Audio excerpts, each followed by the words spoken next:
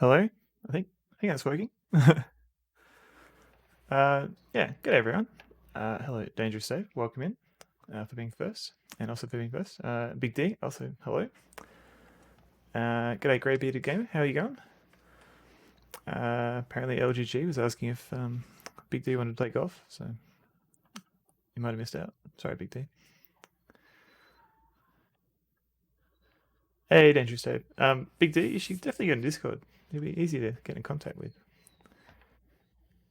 So I was going to play audio and video good. Oh, good, good. We'll wait until we get to the game. That's the final test. Big D's gone. That's cool. That's cool. Thanks for stopping by, Big D. Who or what are the Discords? Yeah, it's a good question. I mean, you can stick with Telegrams and faxes if you want, Big D. So today I was thinking of trying out Maddog Williams on the Amiga. Yes. Do do do. ICQ. I could kind of sort of remember my old ICQ number, but I won't say it out loud. Yeah. That was a while ago. Wow. Yeah, so the Amiga port, I think it's kind of based on the Atari ST port because it uses the same CPU. Um, and yeah, I have from what I've played, I've only played like some of the earlier screens, and I haven't really seen much of a difference. The only difference really being the music isn't MIDI based, so we won't get the sweet MT32 music. Um, but yeah, is still not operating. Yeah, that's probably a good point. So I managed to get an Amiga emulator going. I even got my own I even got a hard drive on here, so I actually could install Maddog Williams. And I'm slowly figuring out how to use this thing. But the cool thing about Maddog Williams on the Amiga is that it has its own little icon, which I haven't seen. For example, the DOS version, which didn't have icons. And if you click on it, is this an Amiga emulator? Yes, it is. So, hang on, let me just fix this. Oh no, I'll wait until I get to the game. But I do have an Amiga Mini, but I don't have a capture card, so I don't have a way of capturing it. So yeah, this is just running UIE with Workbench and everything. Yeah, but if you click on Maddog, he gets a sword out, which I thought was cool. It's a fun little detail that that more games should do.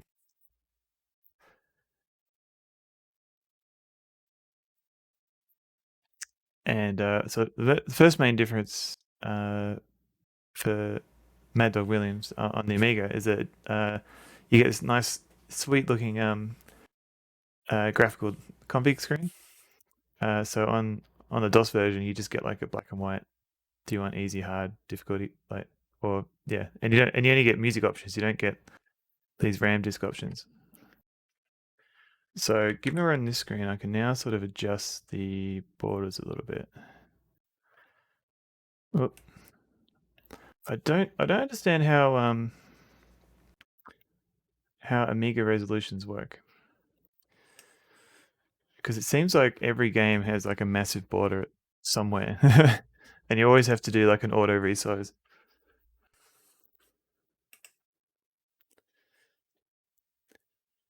All right, so once I click go, it will take a moment for it to load. So just bear with me.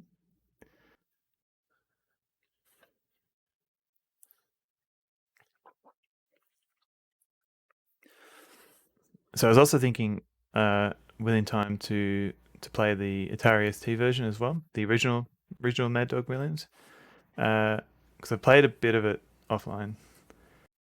But did you ever own? No, I never did. I only ever PCs. So all the Amigas were owned by all the cool kids. So I got to visit their houses and play them there, but I never had one myself.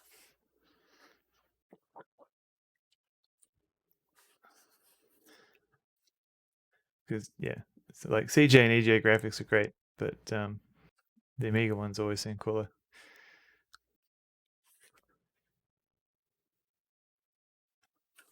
All right, so this screen looks very familiar. What kind of machines did I grow up with? So first desktop machine we had was an Amstrad 1512, sometime in the 80s, and that was like a PC, IBM PC compatible. I think it was like 8 megahertz, possibly. And that was mostly CGA graphics. Oh, here comes the music. CPC. It's by the same people, but this was an actual IBM PC. I don't know if the CPC was IBM compatible. Correct me if I'm wrong.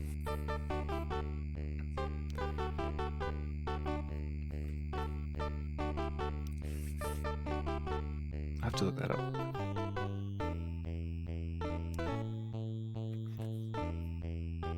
Green screen back in the early 90s. Oh wow, cool. An actual 1512 or like a 1640 or something like that. Amstrad CPC was running basic. Gotcha. Yeah, this is almost essentially like IBM PC compatible. The only difference being is that it didn't have EGA, but it had some weird. Oh yeah, he is. Yeah, the Amstrad 1512 had a weird 16 color display mode that wasn't EGA. Welcome in, MZZ. How's it going? So yeah, I see a difference. Sonneville's wearing a different shirt from when he played the PC version. Yes. So the trick here is that I need to figure out how to get from the emulator. Let me give you a shout out. So MZZ was playing a few spooky DOS games last night.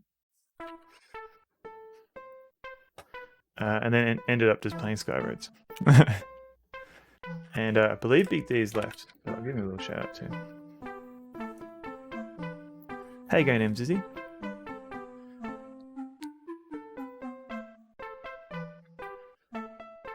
Fighting games. So, alright, is this your first time? Alright, so this time we'll go yes, and then we'll go through the amazing intro. Right, yes. Welcome, adventurer, to the world of Maddog Williams, a world of castles and kings, of great dragons and lovely princesses. Hello, Bindi. How you going, girl? You alright? Sorry, that was just Bindi. Many years ago, in the lands known as Duridian, there was a kind and gracious king named Serac. The kingdom of Duridian stretched from the great northern deserts and as far as the valley of Marinor to the south. It is a land wrapped in legend and lore, a land filled with many magical and mystical creatures. So the mouse in this game, as far as I can tell, is completely useless. I don't know if it's like it's an Amiga thing and you've got to turn it off. But at least I can point out things in the background, I guess. But yeah, like it doesn't do like pathfinding or anything like that. It's very weird. King Serac ruled the lands of Duridian from the great city known as Sidra by the Sea. I'm in a car, not the most present today, just lurking so I can stack up those sing points. All right, no, that's fair. I mean, I did set a goal there, but feel free to use a cheeky smaller channel redemption if you want.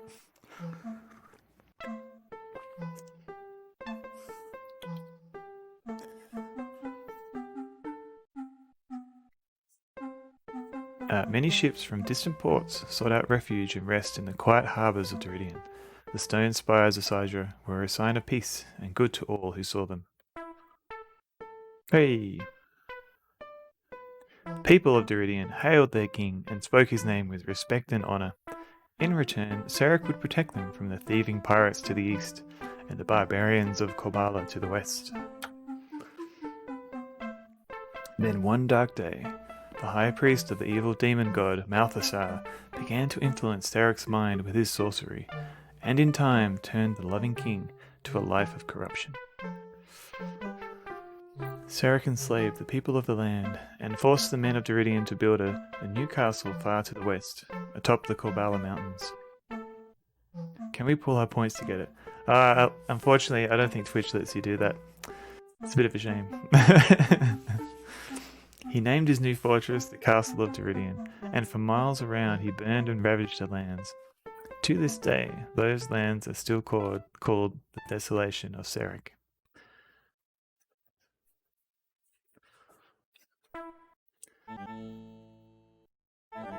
There are a lot of nice emotes Dangerous Dave's got there. As the years passed, Sarek became more and more corrupted by the powers of Malthusar. He lived an evil life and, for many years, ruled his people with blood and terror.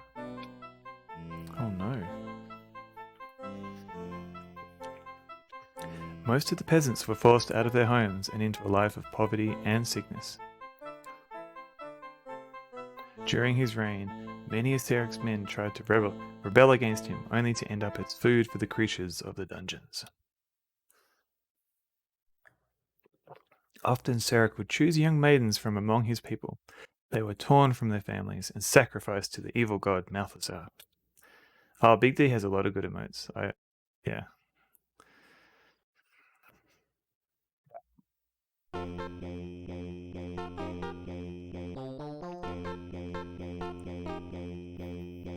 One man, Sir Robert Thaylor, dared to stand against the power of Sarek. In secret, he gathered together an army of men and trained them in the art of war.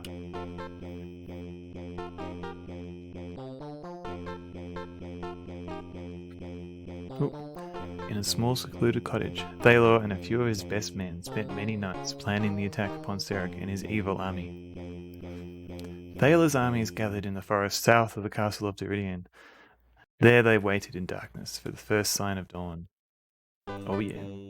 The White Wizards of the North joined Thaylor and with his army, marched across the great desolation of Sarek to vanquish the evil king and restore peace to the land.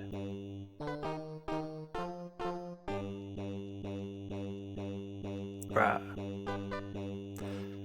The battle between good and evil raged for days. Many good lives were lost in the rebellion, but in the end, the armies of Thaylor defeated Sarek and scattered his men into the desolate wilderness. Hey streamer, just popping in before bed. This game looks fun. Yeah, I've played this a couple of times now on stream, but this is the Amiga version, which I haven't played fully. So I'm just giving it a go to see if there's any major differences between this one and the one that I'm familiar with. But welcome in. Let me give you a quick shout out. See what you've been playing. Still been playing Lands of Lore. Getting any further in that? Thank you for the good luck.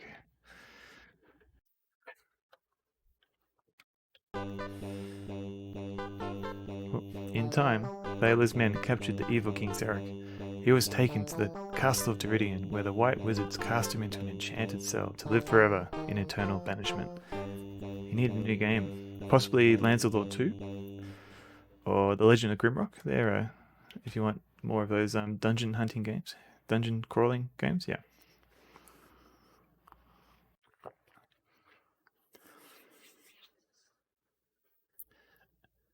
Yeah, essentially Dangerous Dave, you're right. That's the only big D emote that people need. The once great castle of Deridian was left in ruin as a reminder of the evil that once ruled there.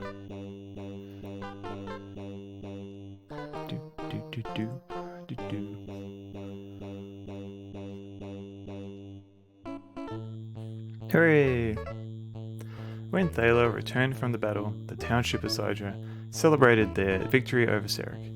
The people of Deridian hailed Sir Robert Thaylor and chose him to be their new king. G'day James Nico, how's it going? Let me give you a little cheeky shout out. Technical difficulties any % stream. Okay, I think I might have missed out on that one. So as far as I can tell, James Nico plays a lot of DOS games. So if you're into that, maybe give him a follow.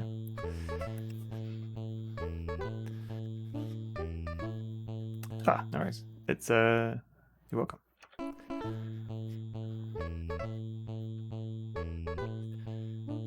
King Thaler vows to restore the kingdom of Deridian to its good and prosperous state. Once again, Sidra by the sea was a beacon of hope and prosperity. 20 years have passed, and the kingdom of Deridian has lived in peace. New townships were built along the coast of Deridian, and the battle against Sarek is just a memory in the tired minds of old warriors. King Thaler kept his vow and has ruled the kingdom for many years with a kind and gentle hand. I'm sure this will be fine.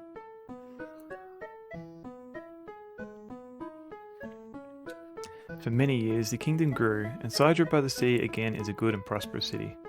So we're trying to spot the differences between the ports. Essentially, well, anything that leaps out. So the config screen at the start has like a nice little graphical banner. There's an icon to click on to start the game, which obviously DOS doesn't have. The music it's not MIDI based, so I think they've had to add their own music, instruments. But otherwise, it's mostly the same. So far, we'll see. King Thaler finally married after satisfying his thirst for adventure. With his wife by his side, they raised their own daughter, whom they named Leoria. Princess Leoria grew up in a peaceful land, never knowing the evil that her father had faced, except in the stories he would sometimes tell. Uh-oh. What's this? But alas, the peaceful calm of the kingdom has been shattered. Once again, the evil name of Sarek is whispered in fear among the people. Rumors abound that he has escaped his enchanted cell in the castle of Deridian and has now captured the good King Thaler and his beautiful daughter Leoria. Hey, you have been sent to Marinor as a mentor and friend to Maddog Williams, an inventor by trade and a lover of antiques. It is your mission to aid Maddog in ridding the world of the evil that is spreading on this once quiet land. Only those of honest heart and noble spirit may journey beyond the borders of Marinor. I, being the guardian of this world, will ask you 3 questions found on the map of the lands of Deridian. Only those who can answer them correctly will be permitted into the mystical and dangerous lands beyond the borders of the quiet valley that is Maddog's home. Yes, that's a lovely beard, grey bearded gamer. So this may... So this game is technically abandonware, and the developers are releasing the game for free on their website. But it's very hard to find a non-cracked version of this game. So this, even the one that they have on their site that they give away for people to play, is cracked. But this Amiga version is a bit more obviously cracked. That is correct. So if you had the game, you would have a map. And they have to... What? Hey, French Toast, please. Welcome in. Thank you for the raid, French Toast. Hang on. He's talking about cracked software. Don't let it get away. Oh no. Hey, Fox. Welcome in. It is Amiga. No, this is legitimately cracked. I just wanted to say good luck. We're all counting on you. Thank you, French Toast. Hey, Greg, welcome in. Hardly Gorkin or Hardly Gorkin? Thank you for the trophy, Fox. No prob, Bob. This is good timing. So we've only recently got past the intro. Type E. So if you how's the Amiga? It's pretty good. So I was setting this up last night. Hey, Harry Christmas, welcome in. Haha, good one. Oh. Sorry, Greg.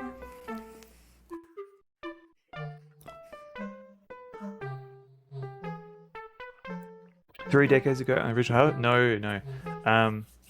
So I only played the DOS version of this recently, and the Amiga one, I never had an Amiga when I grew up. Got to lurk for a pinch, but until next time, no worries. Thank you for the raid, and enjoy your lurk. Thanks for lurking.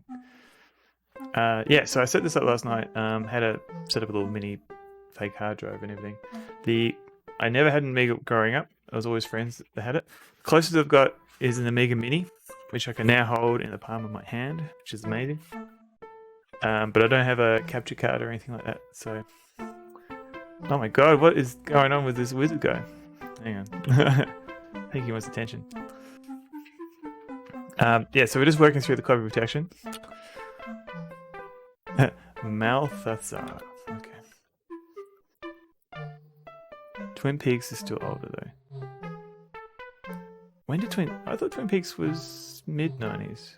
Oh no, it was 90s, wasn't it? Because they were on SNL in like the late 80s or something. 1990. Okay.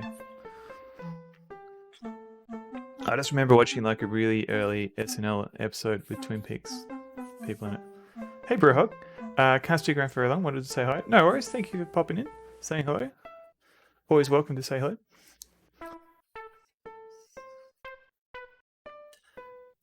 Okay, so apparently I've managed to answer all these questions wisely. You may now begin your adventure, but remember these words. Twin Peaks is a show. It certainly is a show. I really need to get back to it. So I've watched I watched all the first season.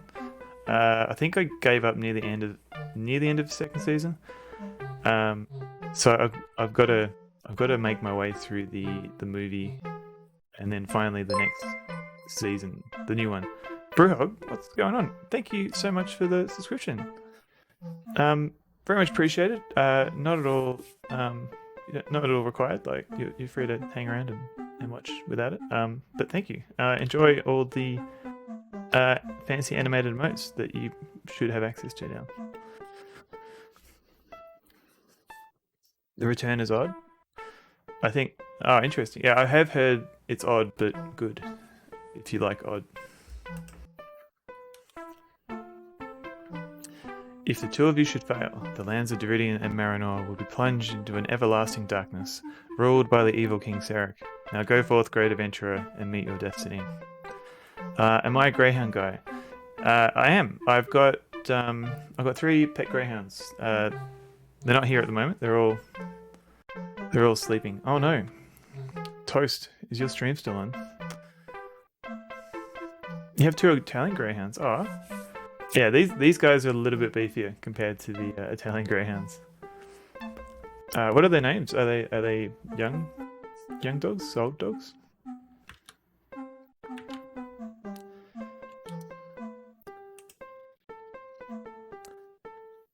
Let me just check on Piper and Taco. Oh, nice. So yeah, so the greyhounds we have here at the moment are sorry, I'm just seeing if French Toast Please is still streaming.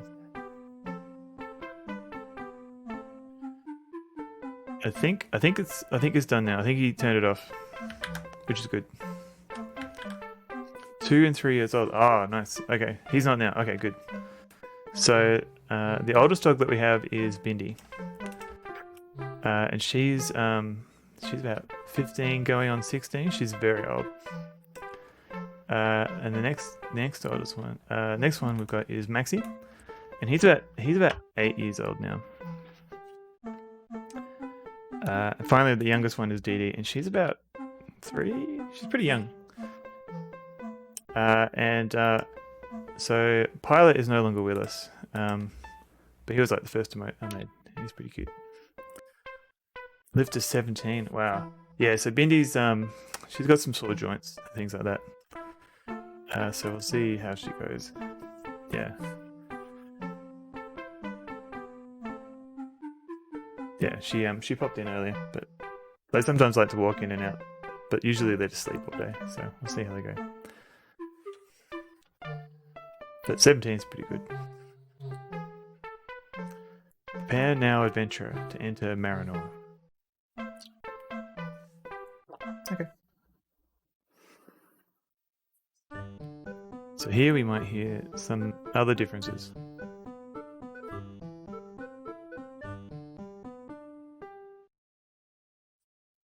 The quiet sound of the morning air rustling through the tops of the trees can be heard as our hero lies fast asleep upon his bed. Small grains of sand filter into a small bucket above him, The bucket drops suddenly, with the weight of the sand triggering Maddog's complex new invention.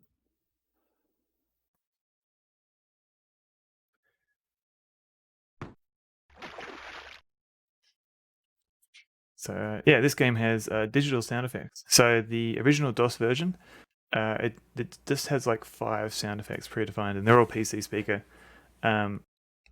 So I think the Amiga one still has those predefined 5 sound effects, but now they're replaced with digital sound effects. So you've got a splash and a click, and I think there's like a sword hitting each other sound as well.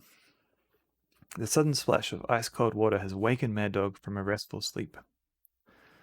Stretching, with sleep-filled eyes, he looks at his new clock and wonders why he ever invented it. Hooray! Okay, so now we can walk around. Let's go save. At the start, stream start.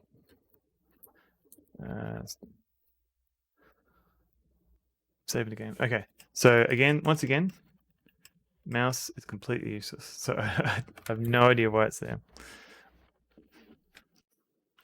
The other minor difference is that unlike the PC version, I have to hold down the arrow keys to move around. So the PC one is closer to the Sierra interface, where you tap once to start walking and you tap again to stop walking. But otherwise, like all the F1 keys and stuff are very similar. Like F1 will start a fight, F2 goes to help. Is the Garg a permanent addition? Oh no, I'm going to replace it with another. I can do that now. Sorry, I'm not trying to take your Garg. Oh, I need that one. There you go. I'll put that one in. I was just having little animated mascots, and I thought that one was cute. I was actually gonna, if I had time, I was going to put in some 20th Century Frogs to replace the Garg, but I didn't have time. Sorry, I'm Zizzy. I'm not trying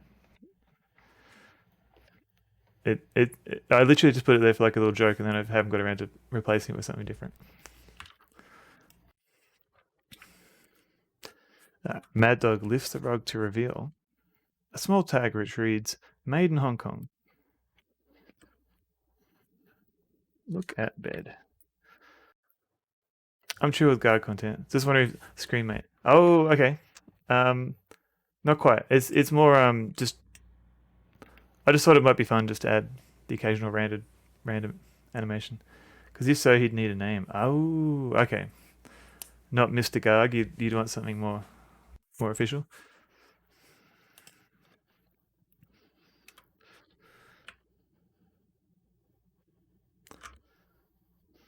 So yeah, I haven't thought like of an official mascot or screenmate yet. But yeah, that's an interesting idea. I should think about that. Take vase. Maddog carefully lifts a vase from the dresser. Suddenly slips from his grasp and crashes to the floor. Mr. Garg sounds pretty official. He watches over all of us. Maddog looks down in disbelief at the result of his clumsiness. Whoops.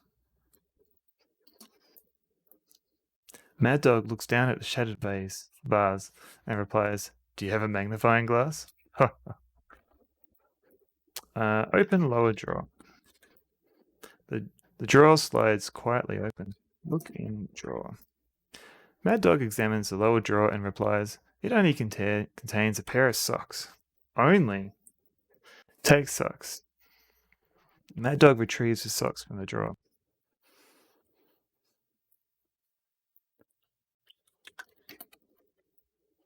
Maddog takes his mighty sword from the bedroom shelf and admires its fine craftsmanship for a moment. Maddog then carefully sheaths it. I saw that there is an official Apple I assembled kit signed by Woz for sale on eBay. The first bid was over $4,000. Current bid is US $250,000 and $100. That's insane. Like, and that would just be picked up by a collector, and no one would see it. I'll get to play around with it.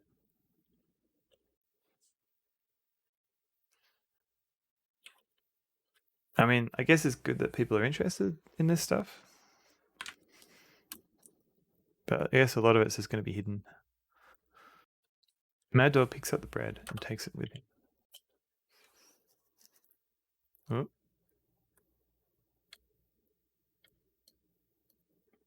Ah, okay. This is really cool. I think I know what's going on.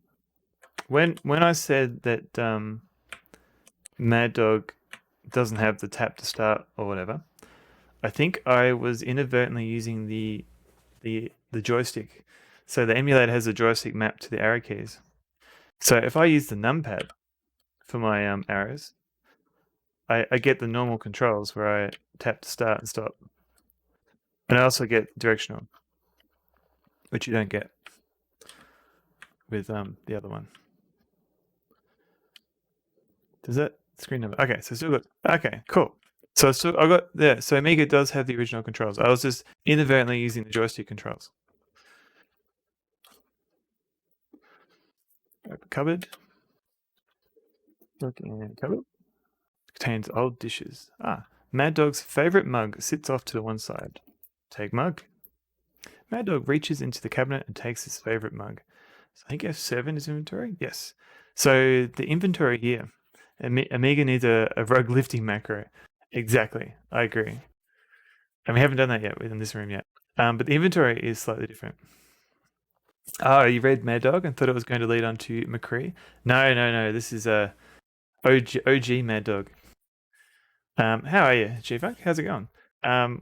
We're just playing the Amiga version of Maddog.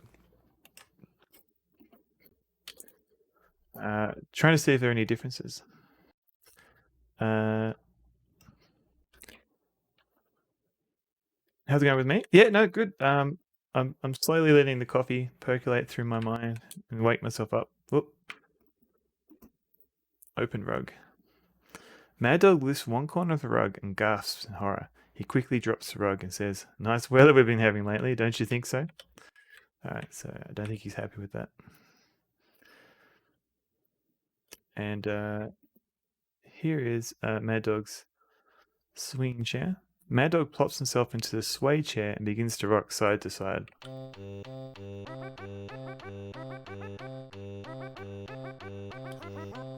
Do, do, do.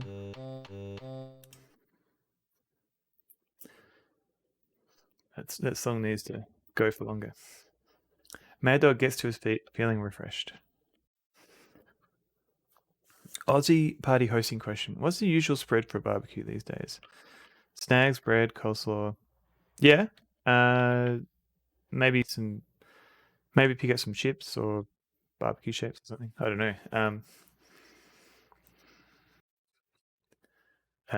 Yeah, like with the snags, you got your usual, onions and stuff like that. Maybe some hamburgers.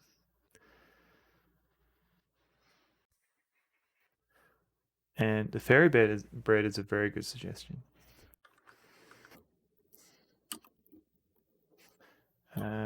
Look at counter.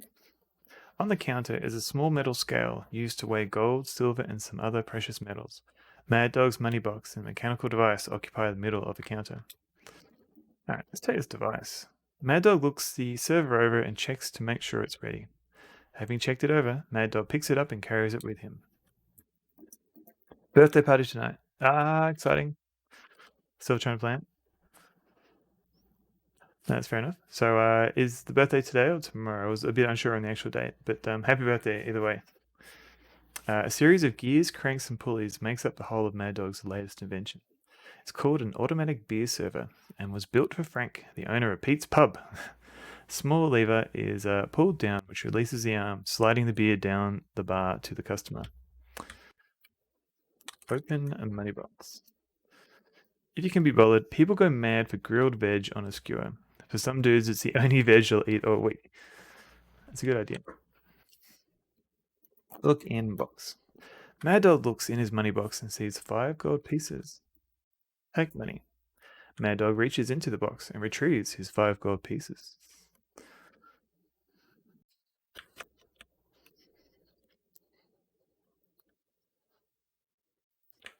Nice. Like mushrooms and capsicum and tomatoes, but meat's probably cheaper at the moment, to be honest. Inflation supply, yeah. Birthday's tomorrow, but thanks for the well wishes. I'm also doing birthday stream tomorrow. Yes, I've heard big things, big exciting things for this stream. Beneath the shade of woodland forest of Marinor is a small elf. Small elf sits playing his flute.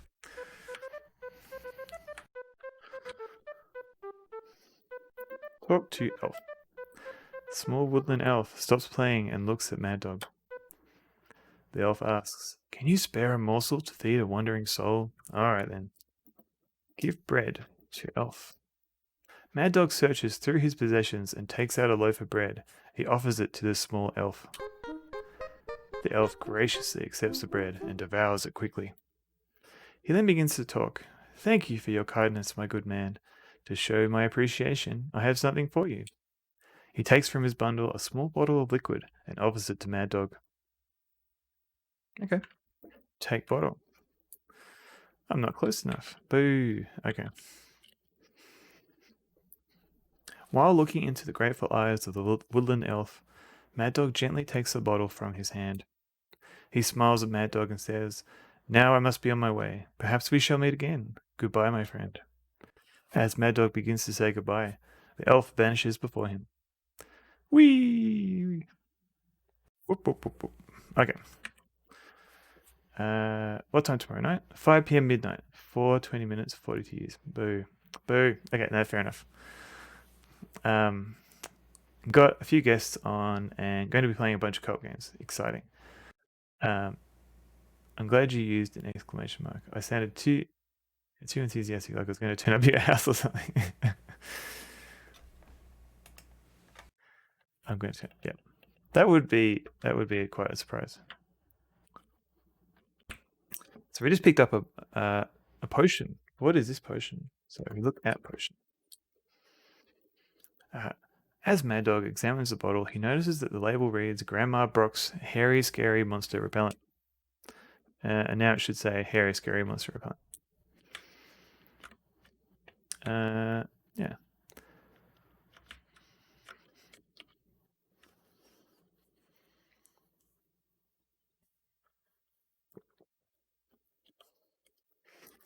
Let's just save. So I guess the mouse is actually useful here in these GUI sections.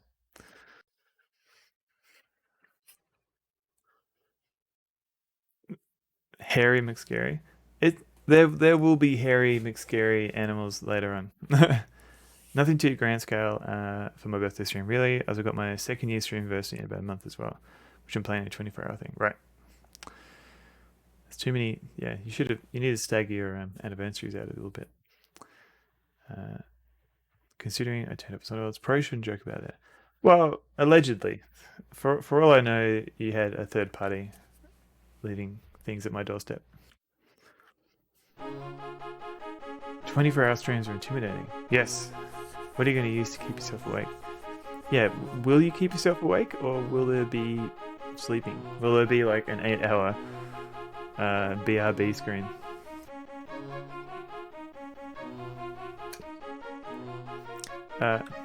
Love and energy of the crowd. All right, okay. Like I remember trying to stay up and just living off like 2-3 hours sleep for like the last week of uni, trying to finish an assignment, and that was terrible. Like I was a zombie at the end of that. So basically, take care of yourself and get lots of sleep. Maddog looks at you, wondering what to do next. All right, let's get some sorting.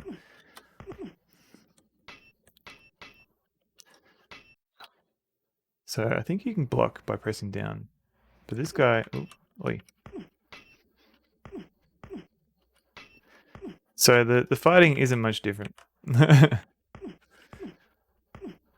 And this guy is pretty nonchalant about the whole thing of me just killing him.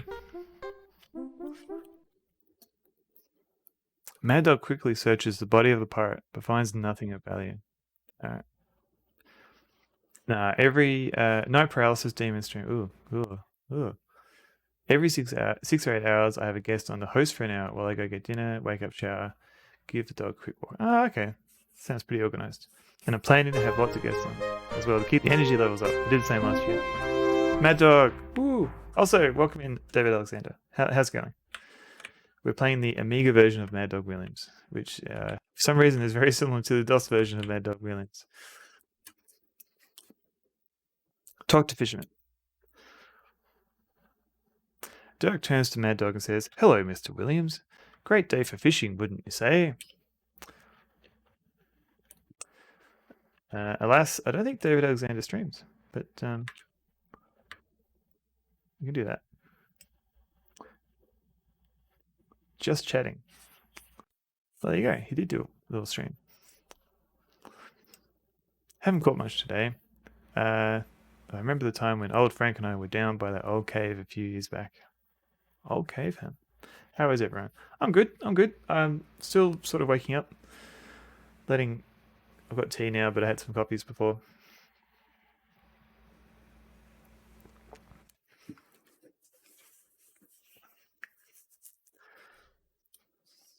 That reminds me, I saw some men in very long, dark robes headed that way. Strange times have come to Marinor. Hello, Dragon Jim. Welcome in. How's it going? Let me give you a sneaky shout out. There you go. So Dragon Gem just finished their week-long birthday stream. But yeah, give Dragon Gem a follow if you're keen on, I guess, kind of retro-ish games and adventure games and things like that. And also cats and dogs. I did live stream through the Alamo in Texas a while back. How long ago was that?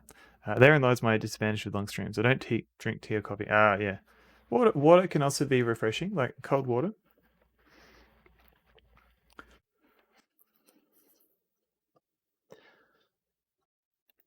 Yeah, I don't believe it was an actual week, like a stream. Like it wasn't 24 times 7 hours. It was over a week, staggered over a week. But yes.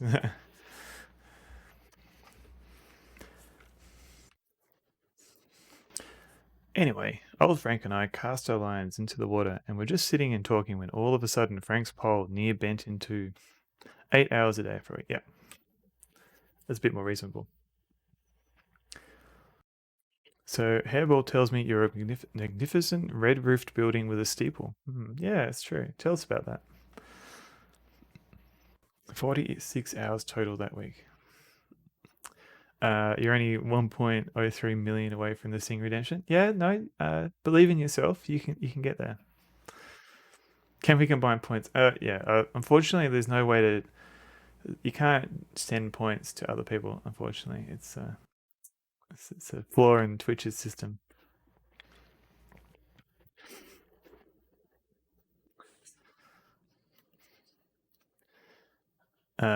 What's going on with Frank? Frank grabbed his pole and started to bring the fish in, and all of a sudden, Frank disappeared right into the water.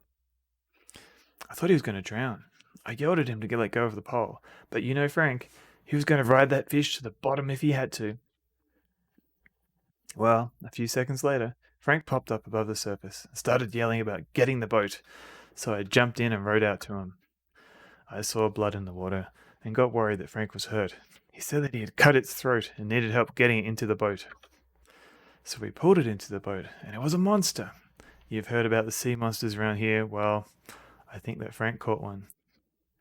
Just at that moment, Dirk's line goes taut, and Dirk turns his attention back to his fishing. Huh. Let's go check out a monster. See what happens there. Sea monster. Alright, this AI thinks I am several castles apparently. Yeah, that's some life goals there.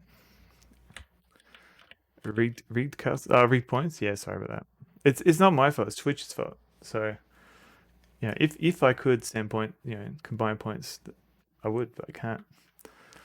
Give us some sort of gambling gimmick. Throw us the ladybug, man. Well, that's the thing. I can't just.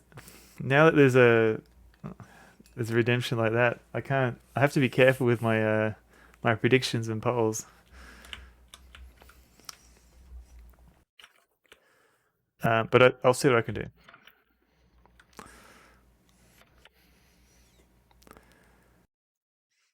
So if we go for a little swim, we might encounter some unpleasant aquatic creatures.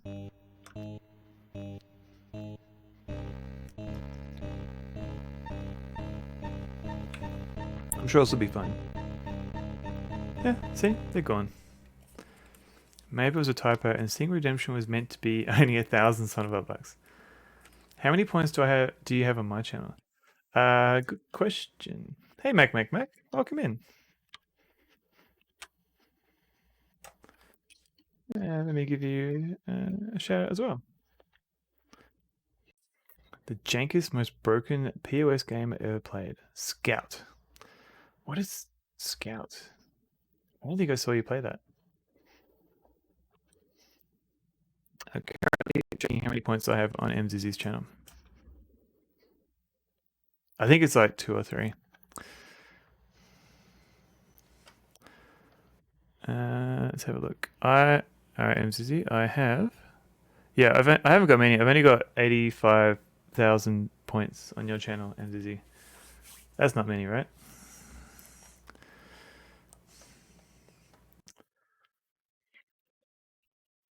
Scout game. You are Scout, and it's your mission to destroy this generator and free the enslaved population. Oh, maybe I did see you play this. Quake clone. Yeah, no, I did. And you were. Yeah, I came in and said hello. I remember now.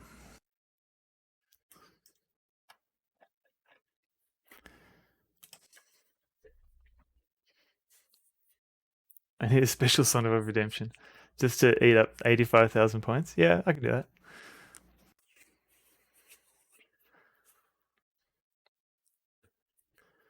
And you're welcome back.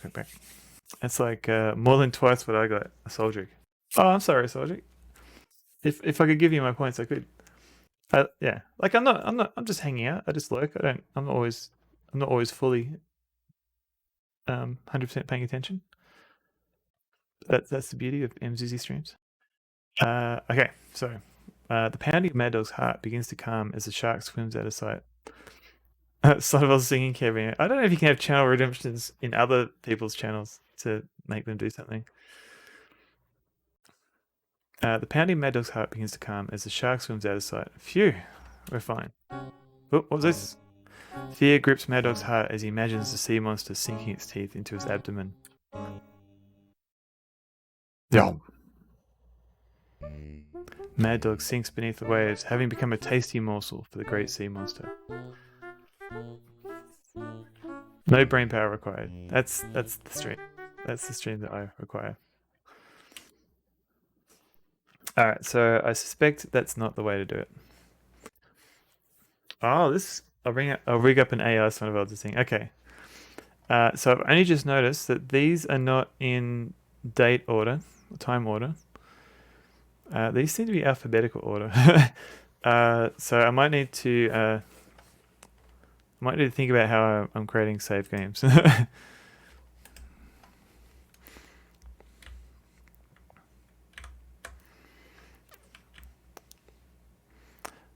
Are there I know there are voice AI stuff, but are there any that do singing?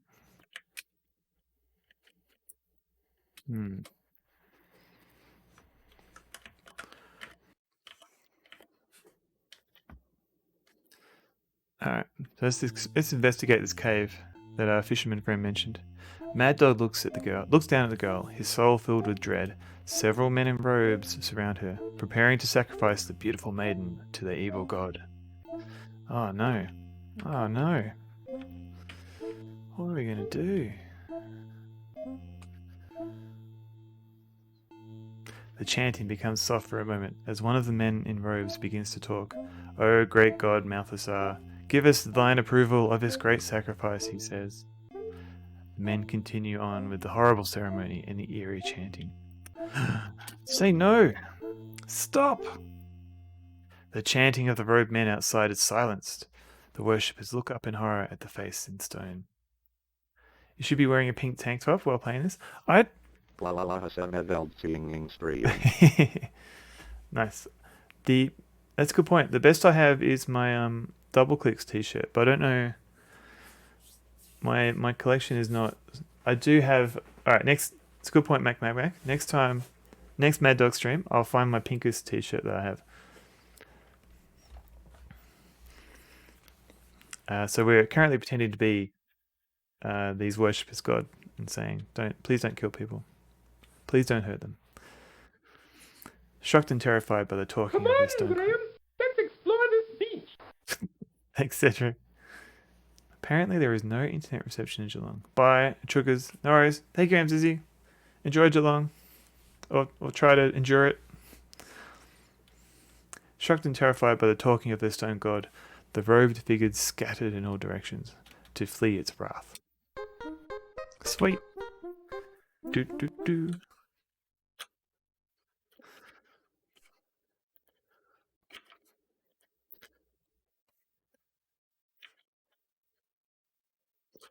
Untie a maiden.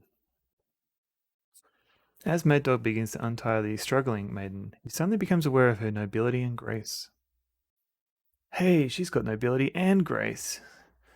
Maddog pulls the rope free from her strong and slender body. She sits up with a sigh of relief and begins to speak. I am indebted to you for saving my life. You can be assured that your bravery will be rewarded. I am Princess Leoria, and my father is King Thalor, ruler of Marinor. You are surely a brave man, and I have need of your assistance, for you see, my father has been taken captive, and is being held in the dungeons of the castle of Deridian. Life as we know it is on the brink of destruction. She lowers her voice and continues, for you see, the Dark Lord, the evil King Sarek, is the one who holds my father prisoner.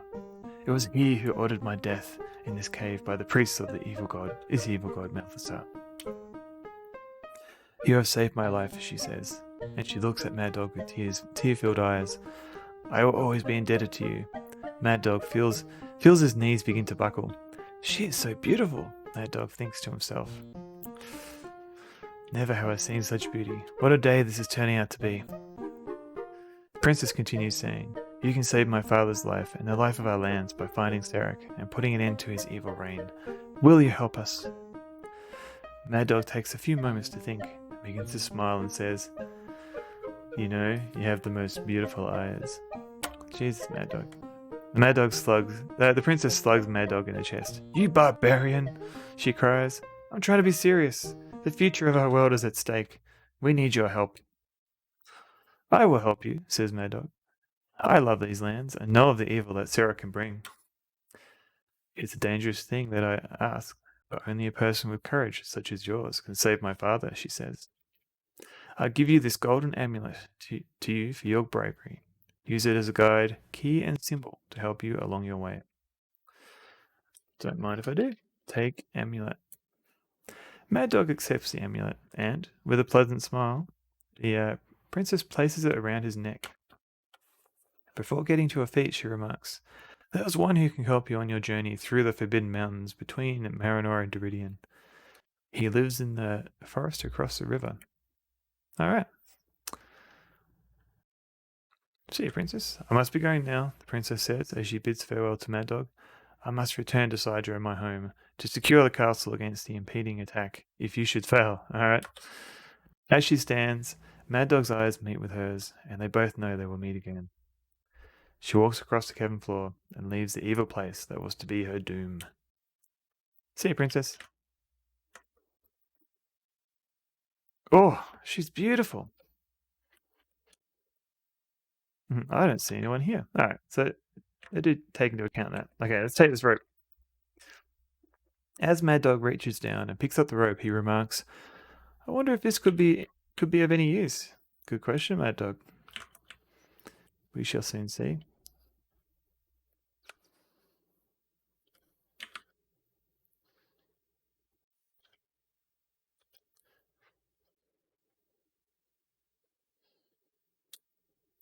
I always like to try and jump on this stepping stone.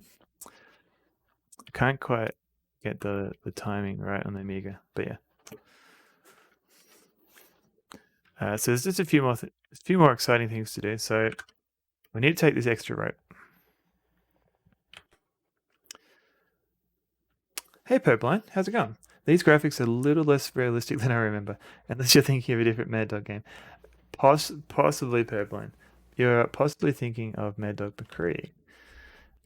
This one is Maddog Williams in the Adventures of Maddog Williams in the Dungeons of Deridium. If you want to watch a streamer that does a little bit of retro, a little bit of horror, give Purblind a follow. I think he's currently working his way through Resident Evil, so that'd be interesting. Welcome back, French Toast. Distant cousins, I'm sure. How's your day going? And oh, thanks. Oh, no worries. Day's going good so far. Yeah, woke up a little bit late, but slowly waking up with coffee and tea. Also, French Toast, how's your Jackbox stream? I kind of missed out on watching it. Is surviving? Maddog reaches into the wagon, picks up the rope, and carries it with him. Sweet. Oh yeah. Hydrate. Thank you, David Alexander.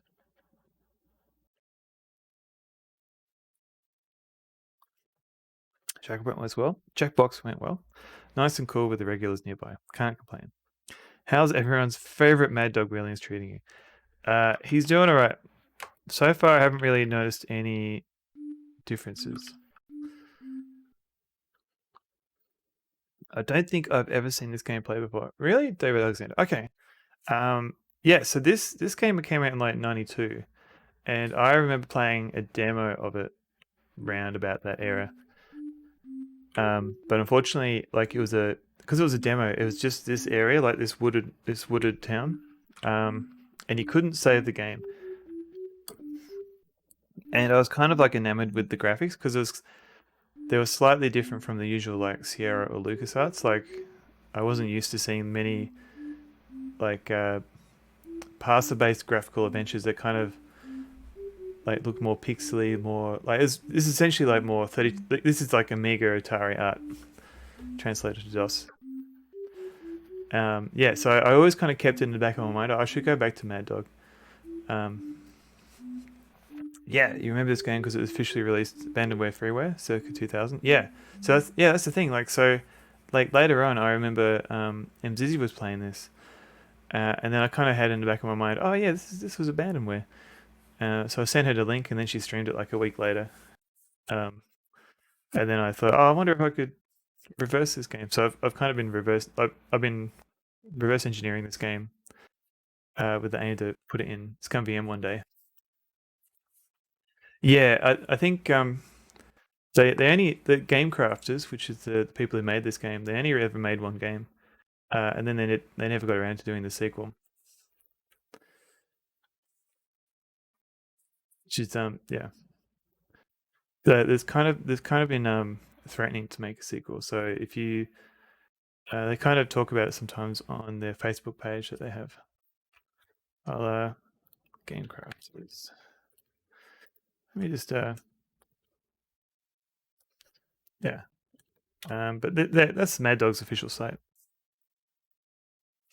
All right, so the miller notices Maddog looking at the axe and says, "Mr. Williams, if you really want the axe, I can sell it to you for 10 gold pieces." We have how much gold do we have? Where is? Oh, it's up there in top right corner. Whoops. 5 gold pieces. Can we negotiate? Buy axe. The miller looks up at Maddog and says, "I'll accept nothing less than 10 gold pieces for the axe." All right, fine.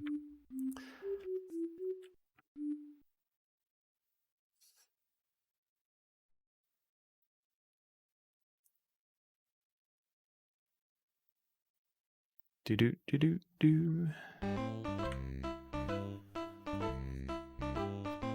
So we can look under the rug here. Look under rug. Maddog looks at you strangely and replies, "Look under what? People will think I'm strange. I can't believe you want me to look under the rug." "Yes, I do. Look under the rug." "Oh, all right." Maddog looks to see if anyone is watching and carefully lifts the corner of the rug. He replies, "All I can see are a few dead bugs and a lot of dirt." That's fun. "Hello, good sir.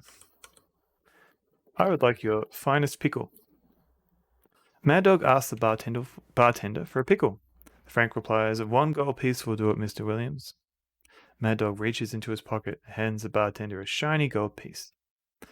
Frank thanks Maddog and replies, "They're over there in the barrel. Go ahead and help yourself." Okay, so this game has the same bug that the DOS version has, where Maddog can get stuck against the chair when you try and buy a pickle. Sometimes you can get out of this by doing a different action. Not right now. Ooh, okay. Give server to bartender. Here we go. 2 Maddogs. Maddog places his invention on the bar and asks Frank, the bartender, to come over and test it out. Frank anxiously grabs a mug from the shelf and places it on the bar in front of the server. So I know. So I guess this shows that similar bugs that are in DOS version have been propagated to the Amiga version as well. He then puts his hand on the lever and says, "Let's give it a try." Maddog gets the pickle from the large barrel and pops it into his mouth. The pickle was slightly bitter to the taste. He's multitasking. Maddog mumbles to himself, "Usually they're much better tasting than this. I think it will be a while before I buy another one." Maddog is a mad multitasker. After the lever was released, they were both disappointed to see the mug only go about halfway down the bar. Maddog looks at Frank and says, "Oops, looks like the main spring needs to be adjusted."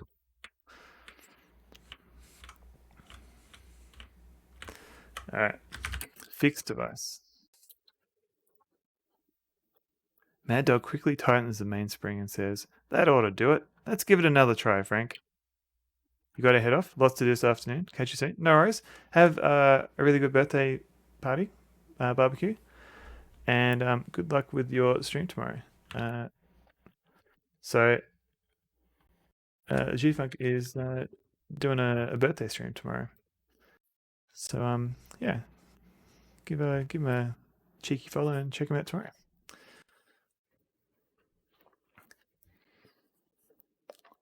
Frank hands Maddog some money and replies, "Here's the 8 gold pieces as promised." Alright, so we've got enough for the axe. Whoops. So many hat redemptions coming. As Maddog looks in disbelief at what just happened, 2 large men get up from their chairs with menacing looks. One of them says, "That there was our captain you just knocked out." They begin to advance towards him. Then they pause for a moment to see what his reaction will be.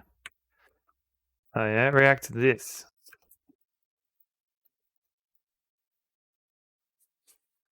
Maddog takes his sword in hand and swings it at the rope. Yay! Doot doot doot. I love this little guy. He just steals all the money. Maddog can hear the 2 men moaning beneath the heavy iron chandelier. Frank, very upset at what just happened inside, boots Maddog through the open pub door.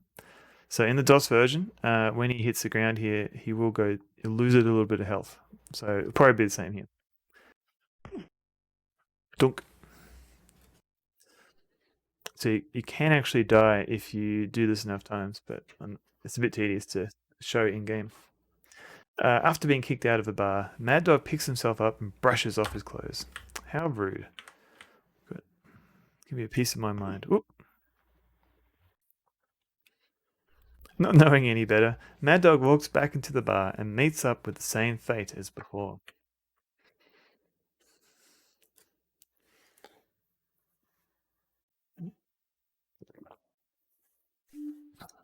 Alright, so now we can borrow this axe. Talk to man. The miller looks at Maddog and says, "How can I help you?" Oh, look at this face. Buy axe. The miller takes the money and quickly pockets it. Alright, let's take his axe. I'm not close enough. Alright, fine. Maddog takes the axe. So you might recognize the background in this screen here. This is literally the background for my my overlay. Fractal my mic. Welcome back in.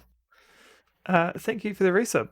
222222. Yay, Amiga. Yeah. How's it going, Mike? Let me give you a shout out. So so you may not have heard of Fractal My Mike, but he's a retro streamer, and he streams almost every day of the week. So it's very hard to miss Mike. But yeah, so give him a follow. He's been playing Tex Murphy. I was lurking in your stream last night, Mike, and it looks cool. It definitely looks like another Tex Murphy DOS game. So we've wait, don't know. Hey, Refraction, how's it going? Thanks, Maddog. I think I will. Don't tell me what to do.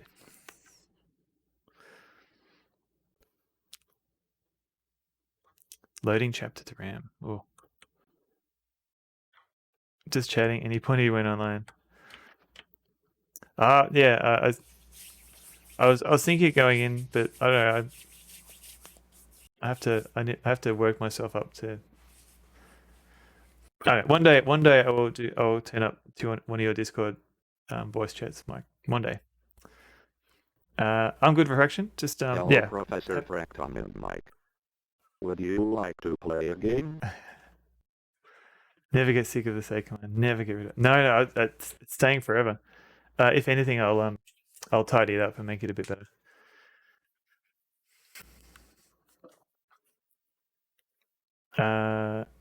We're chatting. How about a nice game of chess?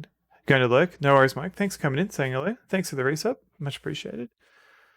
And yeah, Reflection, one day I will turn up. One day. I'll stop making excuses. Nice game of chess? Yes.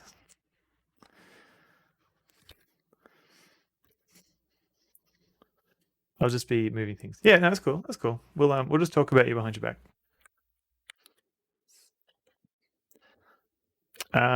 So let's try something different. So we do have to go up there eventually, but let's try go this way first. Maddog takes out the axe that he purchased earlier and grips it firmly. He then begins to chop down the old dead tree. Chips begin to fly as Maddog swings the axe at the tree. Dunk, dunk, dunk. As Maddog is about to take the last few swings, he hears a splintering noise. Oh no, my axe! No such thing as bad news. Oh, we'll see. We'll see how we go.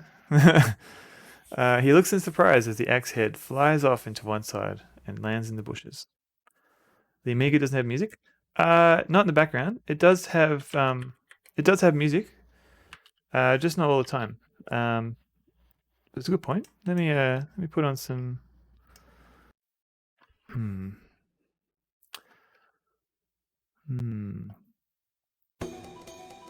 Yeah, let's do some Monkey Island music.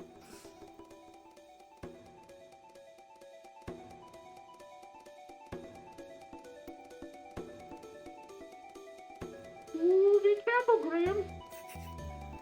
You should get a refund. You should get a refund for that axe. Yes, you should. Shoddy workmanship. Yeah, like 10 gold pieces. I could have bought 10 good axes. It could kill someone. Yeah, hopefully there was no one in these bushes. Fanfare. Oh yeah. So there's definitely So Maddog. It's the same with the PC version. There's not usually background music for all the rooms. Usually when there's an event, like when you're fighting someone, or the score fanfare. So that stuff still happens. But if you're missing out on that, you can always do the Maddog redemption. Command.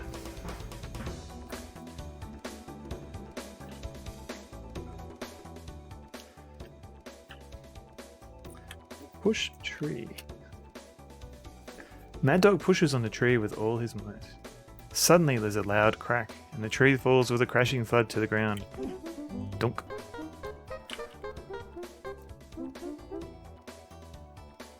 So hopefully... Nope. It's got to get on this tree. Here we go. Maddog's a real man's man. Yeah. Yeah, that's right. So you can hear the fanfare for points.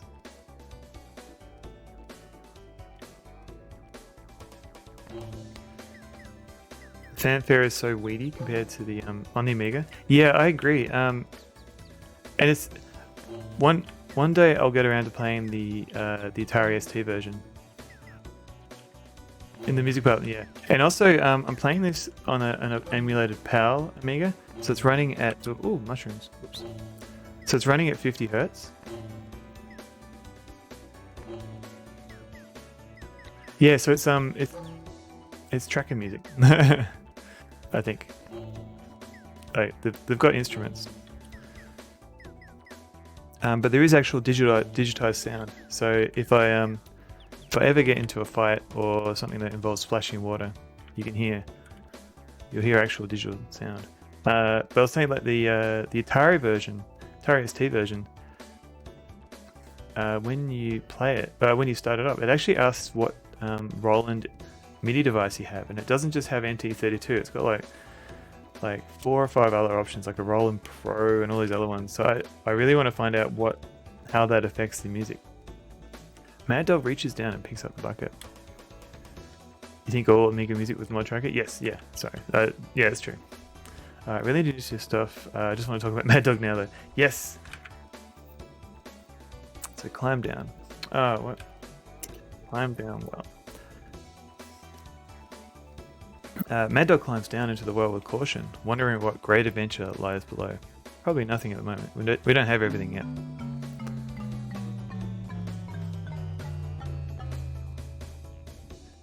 Did you see the cylinder?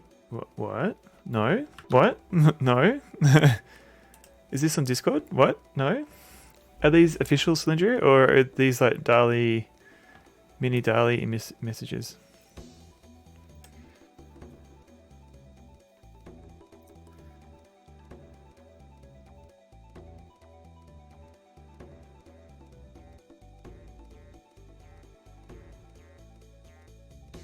Game talk?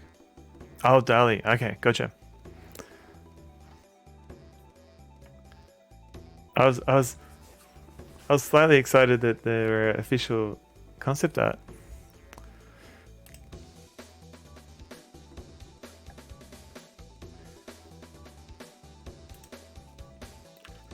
So let's look at these official images.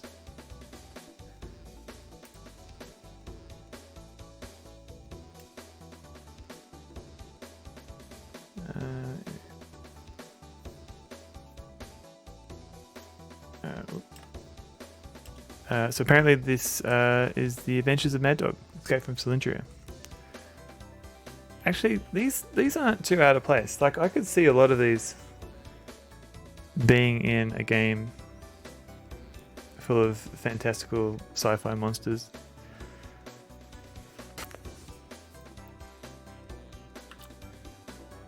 Dali, the killer app for 2022. Until Dali 2 comes out, officially.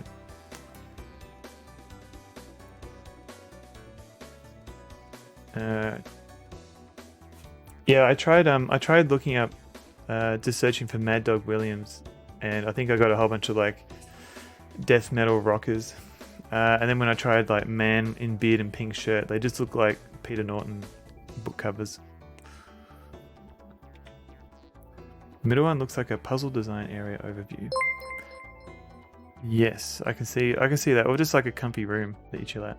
Valora Plays, thank you for the follow. How's it going? Yeah, let me give you if I can get my thing going. Let me give you a shout out.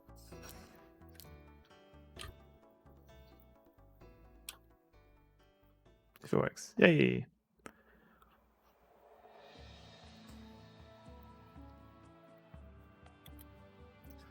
So we're just playing Maddog for the Amiga, just to see if there are any differences. So far, nothing major has leaped out. At the bottom of the ladder, Maddog stands on a small platform fastened to the side of the wall. There is a door leading into the side of the wall. Hey, hi, Valora. Valora? Look, wall. The moist walls of the village well are made of large stones, which are covered by moss. Okay. There is a small round indentation on the wall next to the door. Look at indentation. The round indentation next to the door has an image of a unicorn embedded in the center of it. So I already know that I don't actually have the thing that I need. I just wanted to see what would happen if I got this far. So we need to find something to put into indentation. So we can't push door or anything like that. Pushing then pulling hard on the ladder, Maddog says it seems to be tightly latched. Alright. Climb ladder.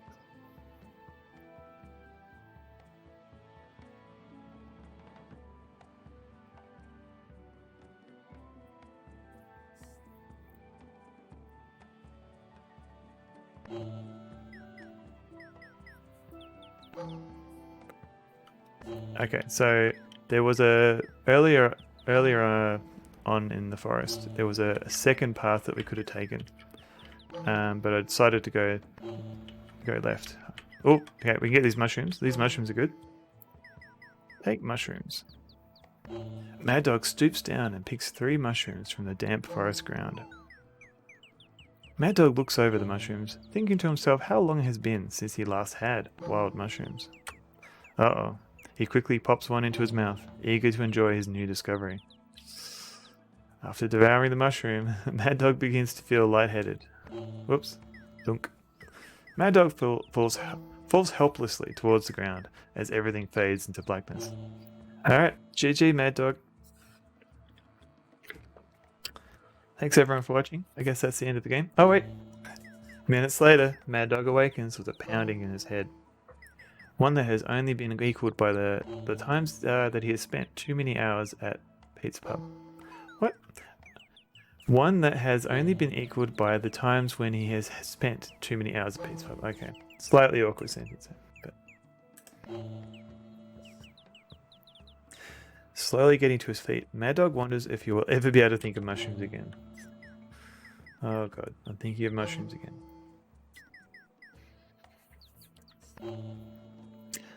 So these forests are kind of weird. Like, there's literally only ever like one spot in the middle. Otherwise, you just have to get from like one exit to another.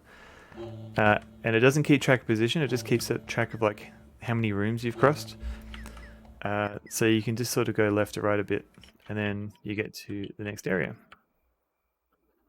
It's a little bit finicky because sometimes I think if there's a mushroom, you'll go there instead. It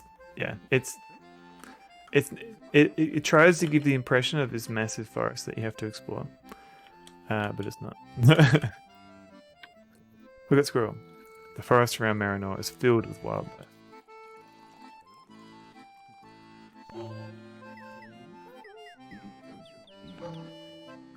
Yeah, so you can sort of explore just by going just keep going north over and over, but I prefer just to do this because it's a little bit quicker. I haven't quite figured out if it's random or not, because it does seem like sometimes I have to walk a few more times more than I usually would. But let's see. Here we go. So this is a nice clearing.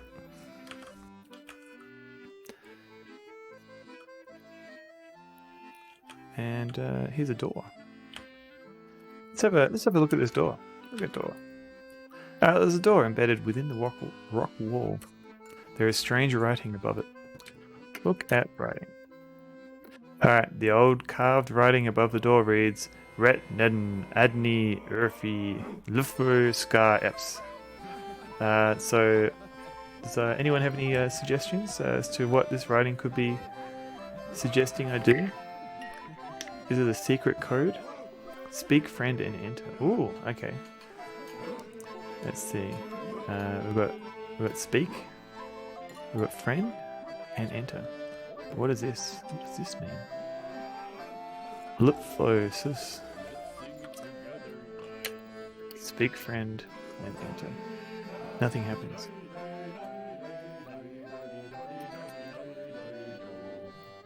Close. So we've got the speak bit, and we've got the friend, but I think this softly bit here. Open sesame.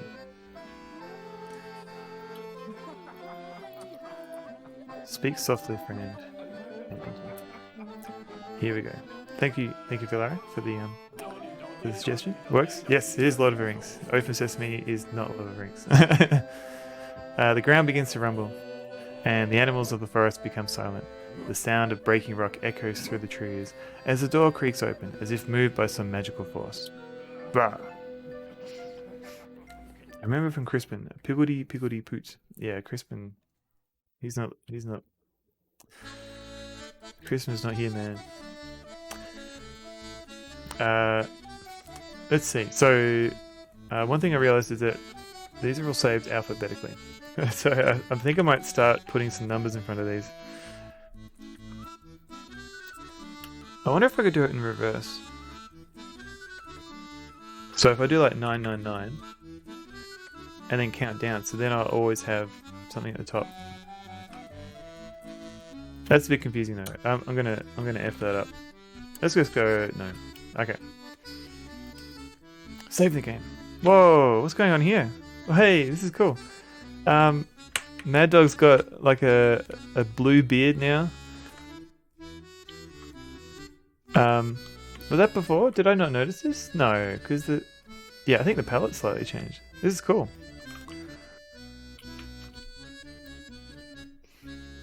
Here we go. He's back to red hair. Maddog Sunfell cosplay. Yes. Alright, I will work on that. I might actually have to trim my beard to be closer to Maddog.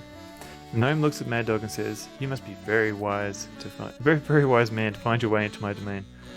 The stars have told me to prepare for a special guest, one who wears a symbol of bravery.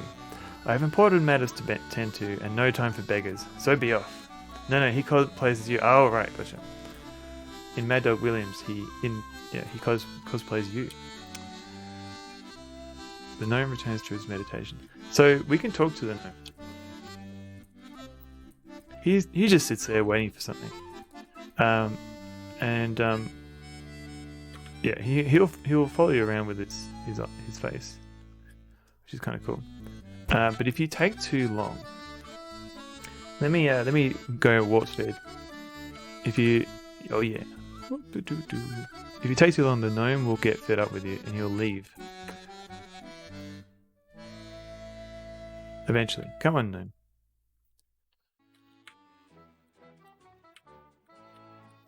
At least in the PC version. Here we go. The gnome looks up with great impatience as he gets up and begins to walk. Bah, have at you. The gnome walks out into the forest, mumbling that he has no time for such trivial matters. No, come back, wait. So if you do that, you're at a dead end now. You're soft locked. Because if you say friend softly again.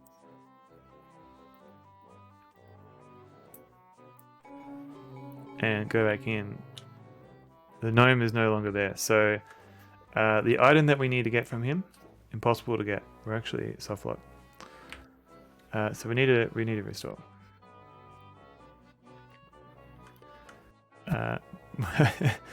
This game it does not like saving and restoring. What is going on here? Oh wow. I blame emulation. Okay, I think this game's actually a little bit. I wonder if that's the emulation or the game. Please insert chapter 2. Oh no, this game's corrupted. Oh no. Best game ever. This is amazing. Yeah, right. Okay, we might have to reset the Amiga.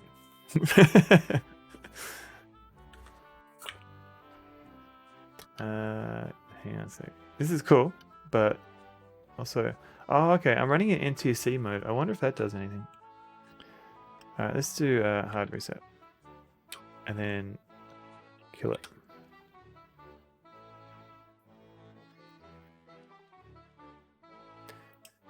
And then I'll add. Sorry for this, everyone. Let me go on the big old Sonor view so you can see the pain that I'm going through as I'm setting this up.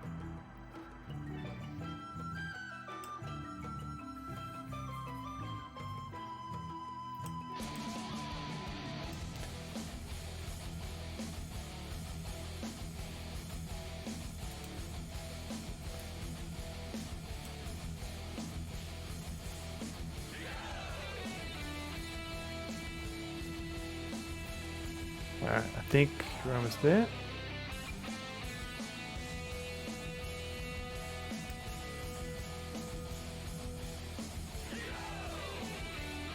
Why is this not scaling? Here we go.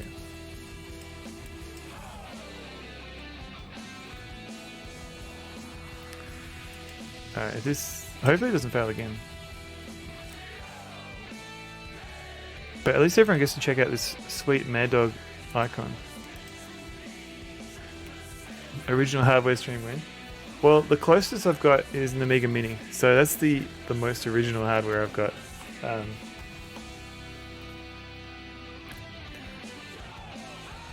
wonder if it's a RAM disk. Alright. We're going to warp speed, let this load up. Sorry for this, everyone.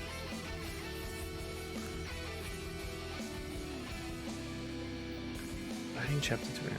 So if this doesn't work, I might load an earlier save. And we'll speed run a little bit through the game.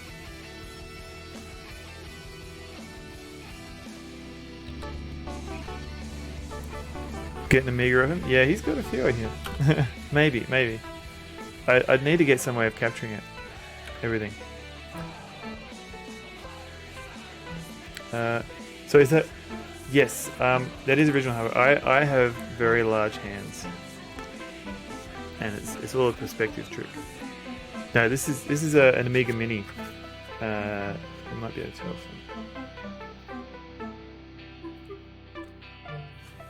So it's literally just a little, I think an ARM processor in there. Alright, so... Game. Here we go. Type 3. Okay. That is correct. Type W. That is correct. Type Ibercrack. Giant confirmed. Yeah. You have answered my questions wisely. You may now begin your adventure. Alright. Stream adds 50 feet. Did I miss the title screen? You did a little bit. I rushed through it just to restart the game because I think it crashed. And now I'm kind of reluctant to load. We'll see how we go. That's save. Don't want to save. Yeah. Alright.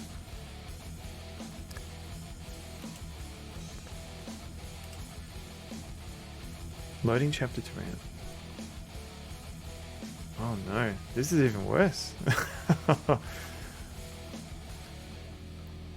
I'm beginning to think maybe... What is happening?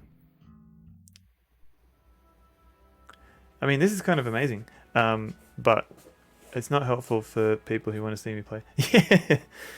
Alright, okay. Reset Amiga. Let's not use the save system, and let's just use... Neko must go out and forage for food now. Have a good stream. No worries, Nico. Thank you for hanging out. Sorry I had to end on a bummer note here. I'll see how I go. It's alright.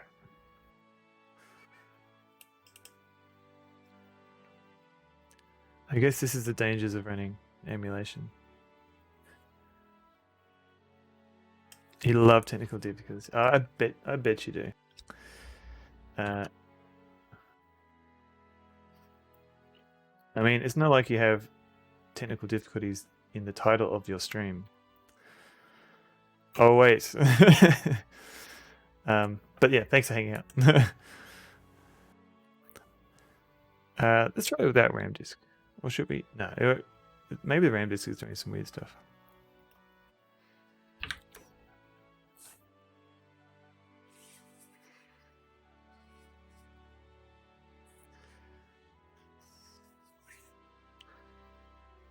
All right, Mike. If you want the title screen, here it's coming. It's coming up.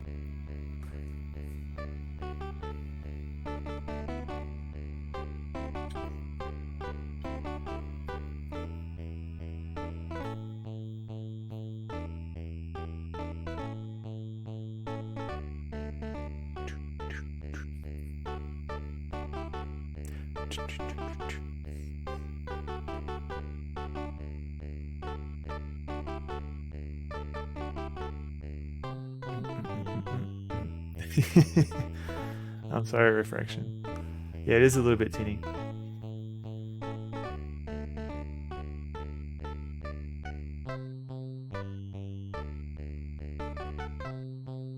They're about to shake hands.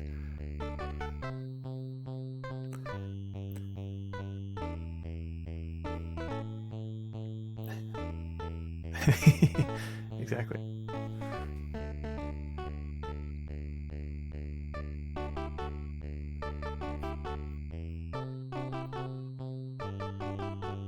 Band just warming up.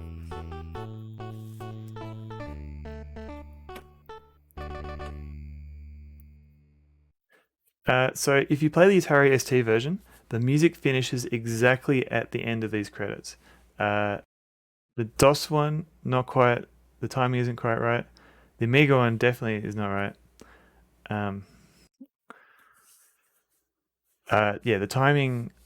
I kind of use that as like a gauge to tell how well the timing is going.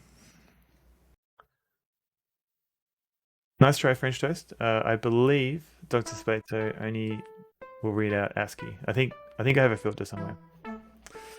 So any Unicode, I need to fix it.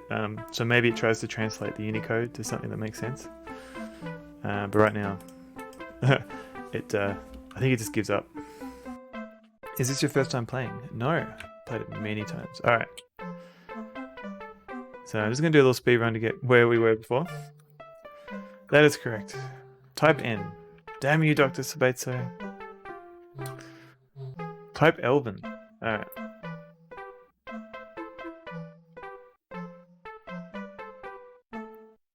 Start not a pad. Don't you dare. Don't just stand there, Doctor. Yeah, when I set it up, I was really concerned that someone would try and break out a DOSBox somehow. Because all it's doing is passing a text file to DOSBox and getting Dr. Spacer to read it. Here's some digital sound effects coming up.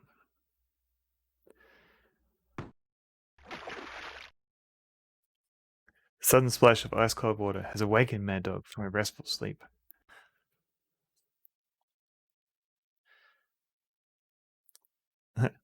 Someone like you. Alright, so. No. Okay, so this emulator lets me have save states. No, stay away from the edge! I don't know what notify user 15 is. Hopefully that's save the state. Yes, no. Okay, cool. Thank you, David, for the Cedric. Alright, so I'm just gonna say sound advice. Yes, thank you, Cedric. So take our sword. So I've seen people play DOSBox with sound state, so save state support, and it doesn't work very well. Well, at least for Maddog, like Maddog ended up getting the same kind of issues that we were seeing with normal saves here. Oh, that was weird. How far away?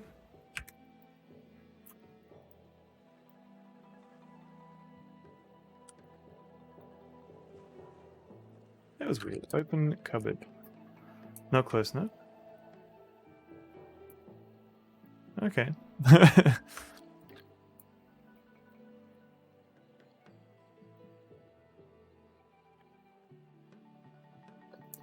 Take device.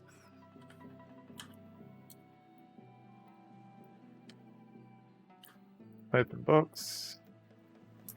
Take money.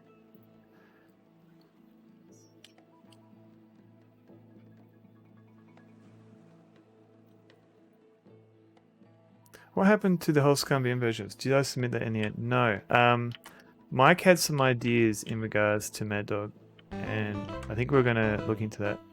And then it got put on hold for various reasons. So, yes, I do want to do that. But yeah, I've been working on other things as well, like the translation project with that Edna platform game. It's still there. I think the last thing. No, that's okay, Mike. It's okay, Mike. You've got a zillion things going on in your life.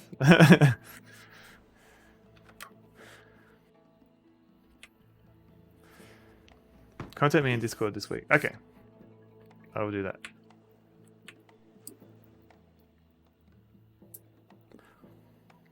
Maddog takes his sword in hand and swings it at the brute. Yeah. And this guy steals all the money. And then we get kicked out.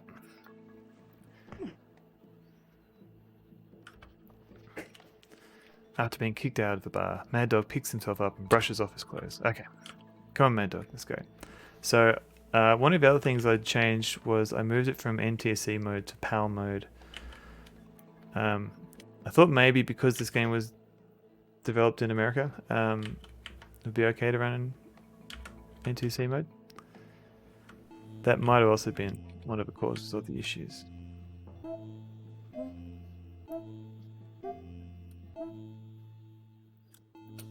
Whoop.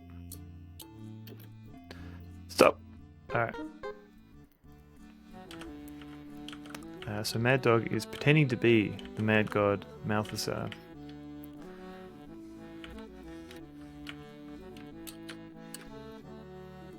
Free maiden. Okay.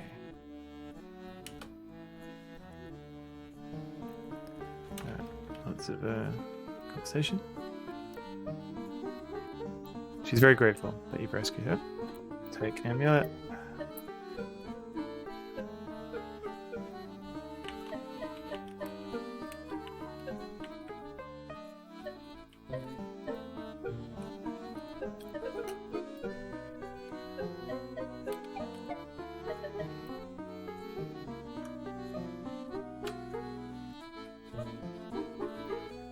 Alright, so now we've got an amulet, and apparently it's useful as a key. And if the game didn't crash before, we would have shown the amulet to the gnome. It's kind of interesting it crashed on that room. I wonder if maybe... So I know the DOS version of Maddog had some issues with saving in particular rooms. Sounds so nice normally. Yeah, it's a little bit tinny in this version.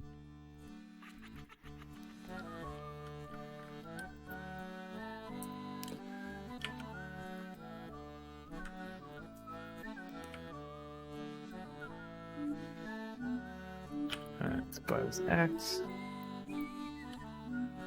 Axe.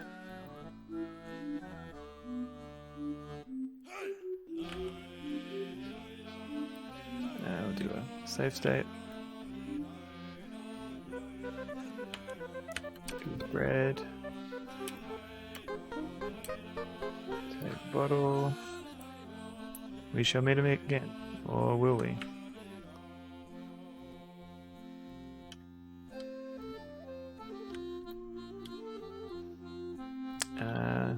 We can do warp mode for super fast walking. Mushrooms.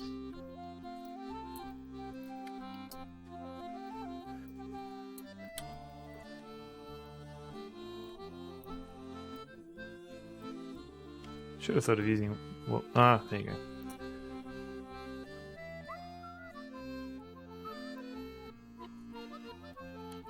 Ah, no, there you go.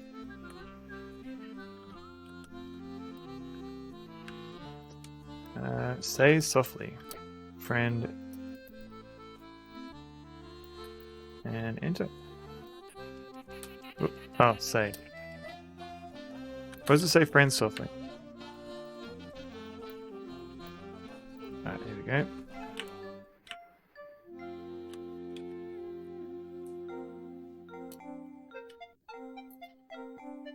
And show amulet.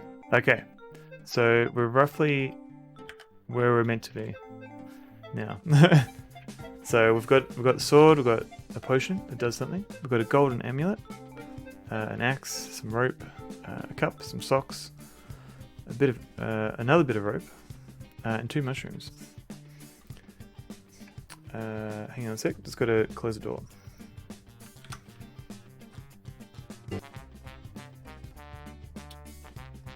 Alright, show amulet.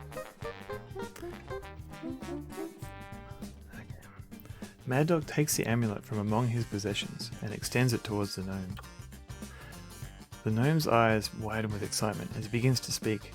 So you are the one I have been waiting for. Quick, follow me. We don't have much time.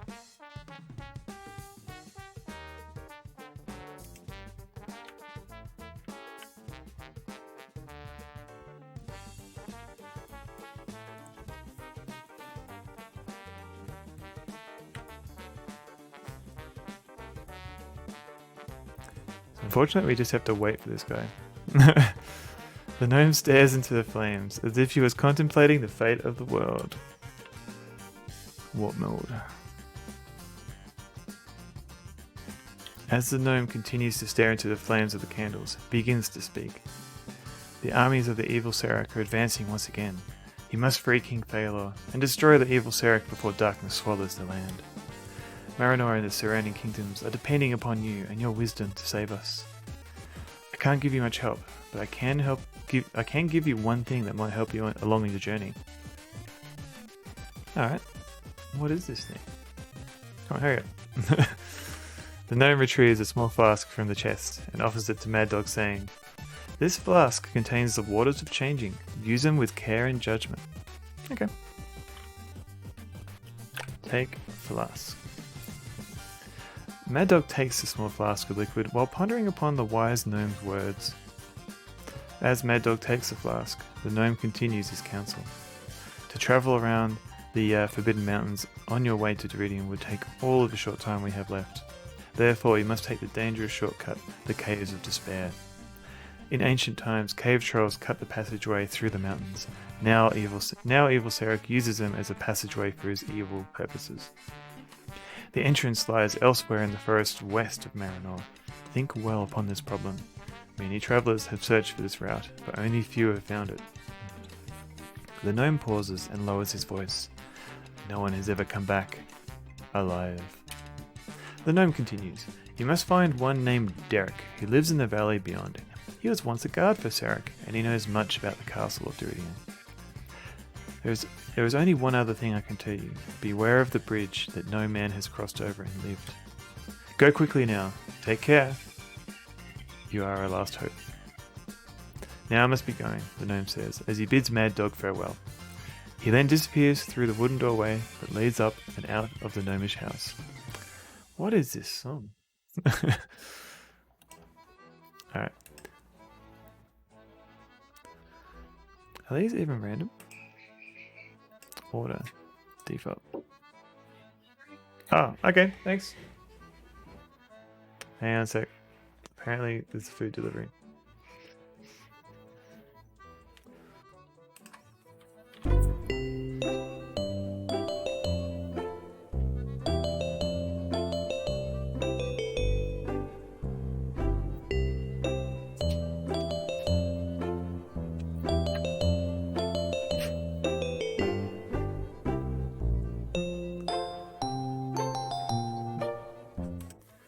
Yeah, food. It's just some bakery, ham and cheese rolls.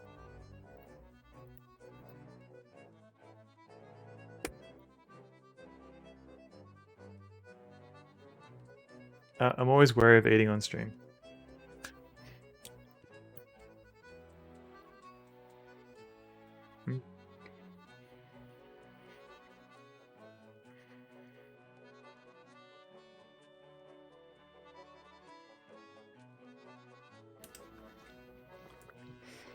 No longer mint now.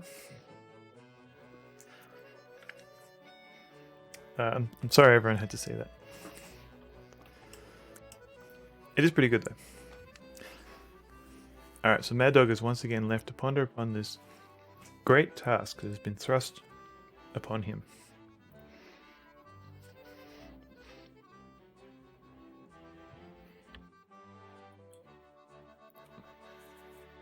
So, so now, let's save. So if we look at Flask, a small flask is filled with the waters of changing. So we can drink the flask now.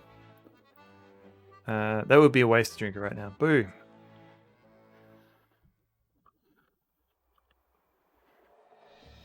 But nothing happens.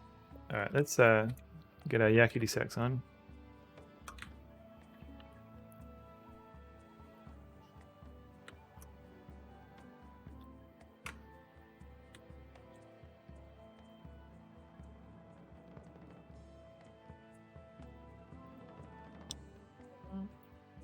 Save state. Alright, so cut tree with axe. What is going on? Oh, right, hang on.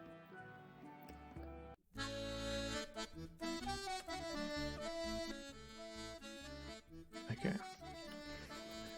Alright, so Maddog takes out the axe that he purchased earlier and grips it firmly. He then begins to chop down the old dead tree. Assuming I'm clicking on it. Yep. Chits begin to fly as Maddog swings the axe at the tree. Good.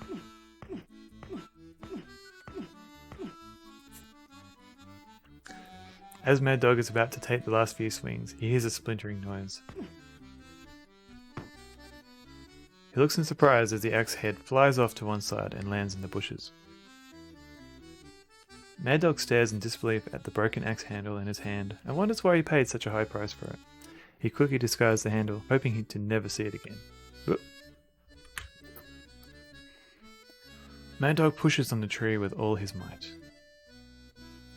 Suddenly there's a loud crack, and the tree falls with a crashing thud to the ground. Dunk.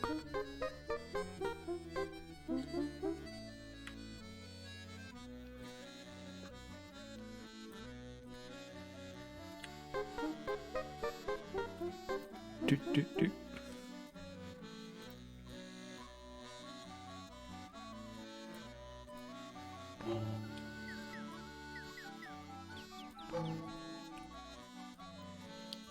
So, go in warp mode, go through this forest quickly. What social currency does Maddog have amongst game people? Social currency? Oh, do you mean the channel point currency, or do you mean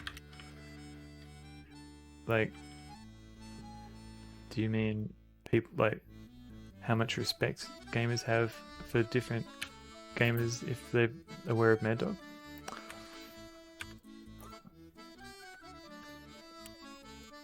Like, how popular is in your circle of friends? What does it mean in DOS?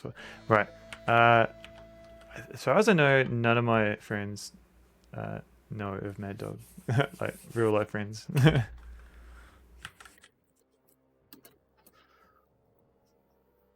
Yeah. And because I don't think I've actually seen. Very rarely do I see people talk about, like, oh, you mean like gaming friends? Oh, no, sorry, Mike. Oh, no. I just meant, like, friends that I grew up with. Those friends. Like, people that would not necessarily hang out here on online gaming circles. I'm sorry. That's not what I'm trying to do. Alright, yeah. Now I'm the asshole. I'm sorry. But yeah, I guess, yeah, internet gaming circles, like, I haven't seen Maddog talked about much. Like, Mike is literally the only person I know with 2 Maddog boxes.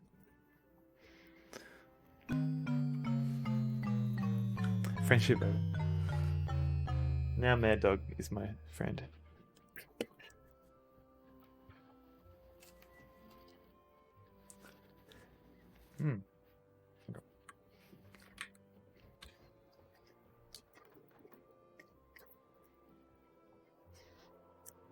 So if you look at the indentation, the round indentation next to the door has an image of a unicorn embedded in the center of it.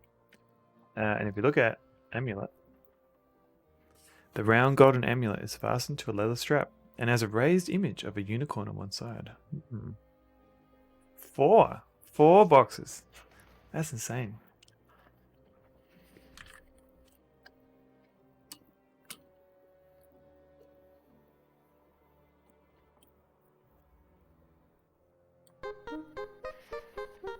Mike finally bought the $3,000 Maddog box on eBay.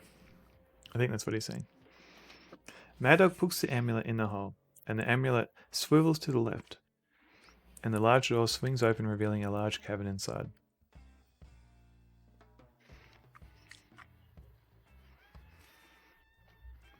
You have seen it on eBay. Should see if I can get a copy so I can be one of the cool kids. Yeah, good luck with that, Refraction, buying it on eBay. Yeah, anytime I've ever seen it on eBay is like for $3,000. I think someone was trying to sell one for like $400 or $500. Still seemed a bit excessive for me.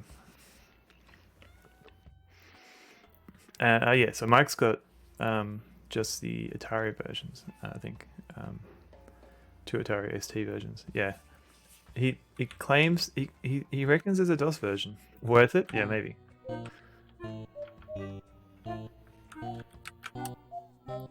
Pay $500 for DOS version. Yeah, okay. Yeah, I don't know. Yeah, that does. You've never. Yeah, I've literally never seen a DOS, like even just pictures of a DOS version, like on Moby Games or something like that. Don't know if I go as far as $500. Maybe. It's a good question. I have to think about it more if I ever see it for $500 on eBay. Maddog looks at the metal hook on the wall and then says, I think it was put there for a reason. Let's leave it. Alright. Let's read the note. Written in blood are the words, go back now, before it's too late. Okay. See you later. I've literally been looking for it my whole life. Well, since I played demo as a kid. Oh, yeah. I think we must have played the same... We must have played demo at the same time then.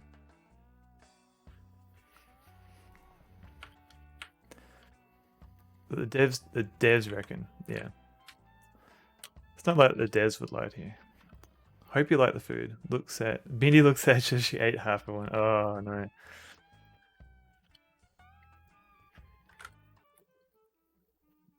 Hey Tanil Tadara. How's it going? Welcome in. That's some pretty sweet Maddog emotes you got there. So I'm just oh, so I skipped the text box, but I threw some mushrooms at the tentacle monster. She was shivering, so inserted food and wrote her up. Oh, poor Bindi. Yeah, I tried to feed her. She seemed to eat some of the food that I gave her. It struggles against the effects of the mushroom and soon drops off fast asleep.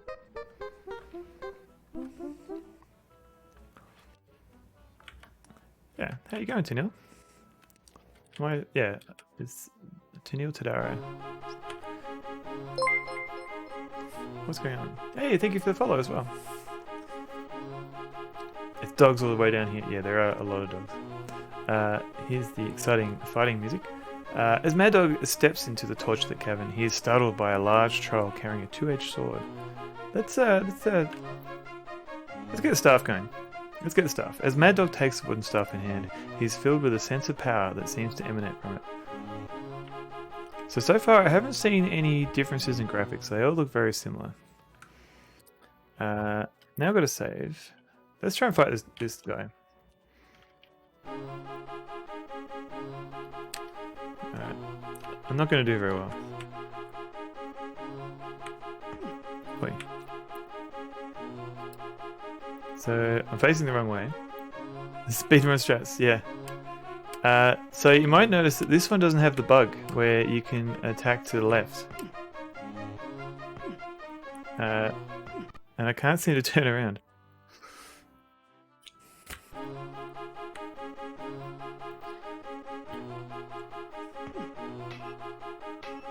But there are some cool parrying sound effects, like the ting. Assuming this guy ever decides to hit me.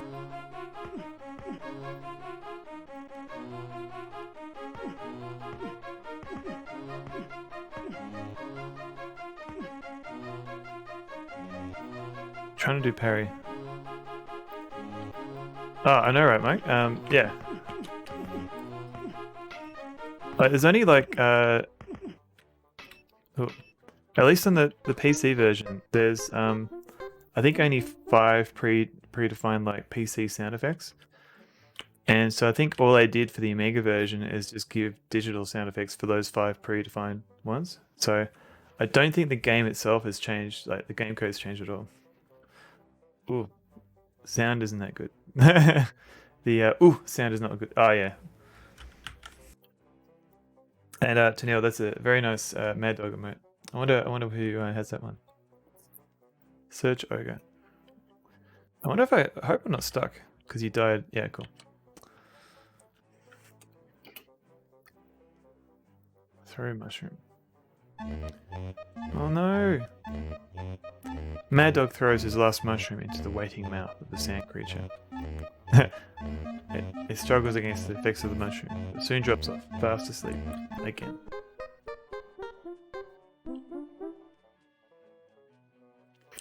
Oh yeah, it's done. So yeah, getting the size right for this, for the emulator version is tricky.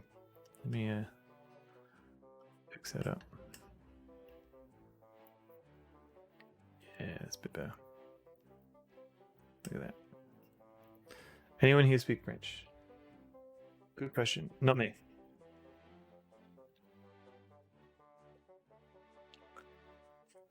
Whoa.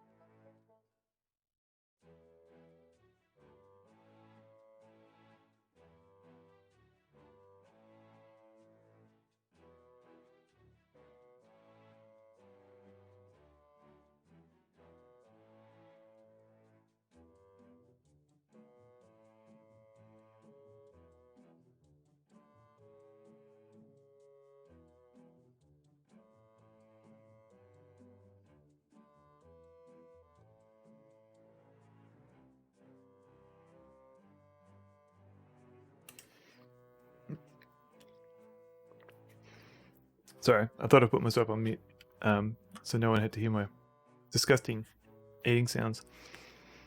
Does anyone here speak French? Bonjour, that's all I know. Eat.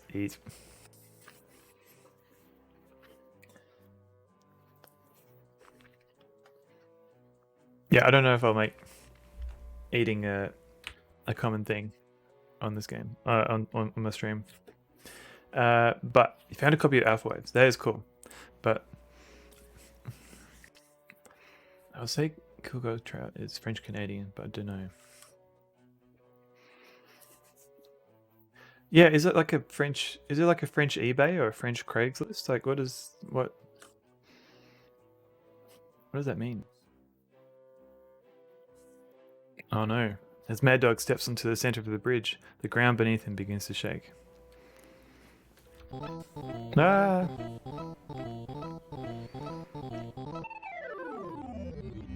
French Craigslist type. Okay. Losing his footing, Maddog stumbles and plummets over the edge into the depths below. Oh no! Let's test this save state system. Yeah, it worked. Google Translate. Yeah, Google Translate isn't too bad. Like if you're trying to understand something, but sometimes translating it back into the other person's language, if you don't know the language, you kind of you might just be sending gibberish and being rude. Yeah, Mike, I think you need a dancer mode. I don't know if you've got any. You've got all these other remotes, but not a dance one.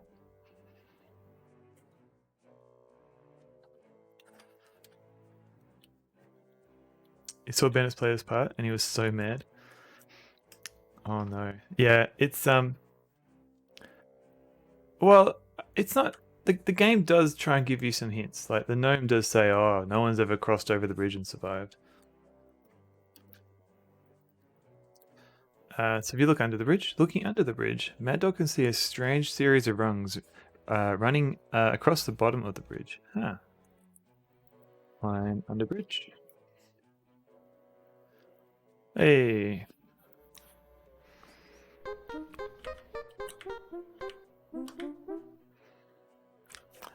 Oh, yeah, don't get me wrong. You got plenty of excellent animated emotes. It's just not one that's entirely suitable for dancing. Like dance mode. Thank you for that. What's going on? Boa Badino. Thank you for the follow. Welcome in. Hope you enjoy Maddog on the Amiga. Break clock. Yeah, with that dope. Yes, Maddog is dope.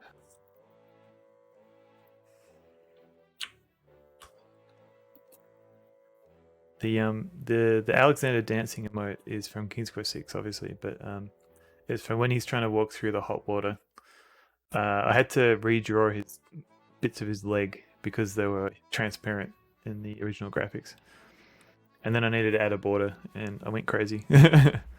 Maddog pulls on the large wooden door, and with a low creak, he opens it. Ooh, what's going on here?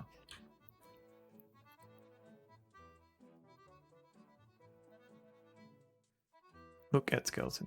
Skeleton rests against the walls of a small room. There appears to be something in its hands. Look, hands. Maddog looks down at his hands and says, "Nice looking hands, aren't they?" Yeah, okay. Look at book. A small journal type book is clutched in the skeleton's hands. Okay. Take journal.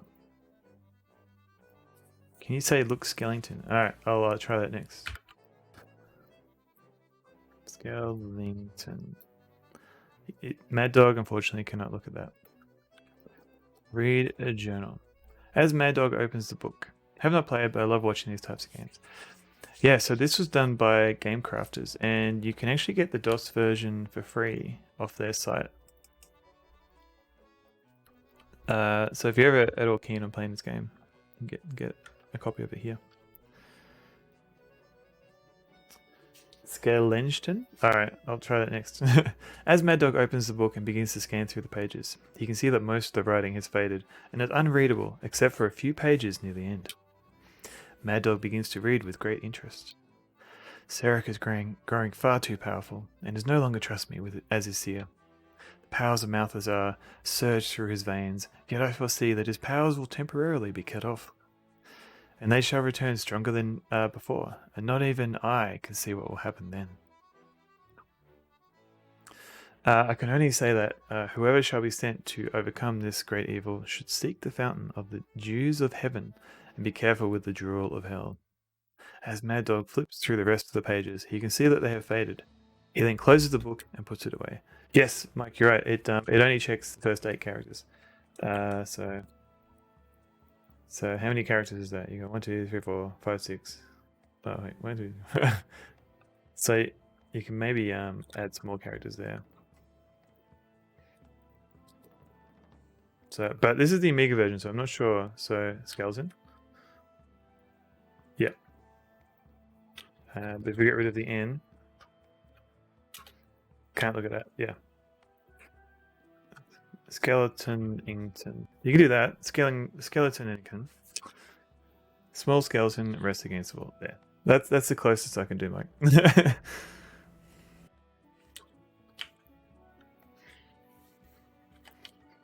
And we close the door. Walks to the closed door and pushes it closed. And locks it. So I kind of like these completely useless actions. Like you can close the door behind you. Whoa! What just happened here? What? For some reason, it just baffles the mind. Maddog walks off the edge of the cliff and plummets into the water below. What? This game is very buggy. It is. That was weird, Mike. I agree.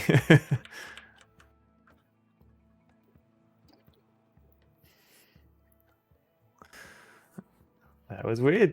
You just entered. Yeah, I literally just entered the room, and then suddenly I got that weird.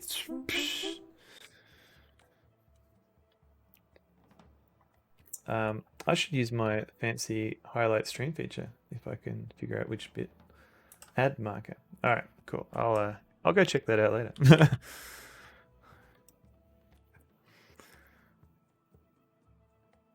Yeah, I just into the room and it went crazy, and that is our Maddog.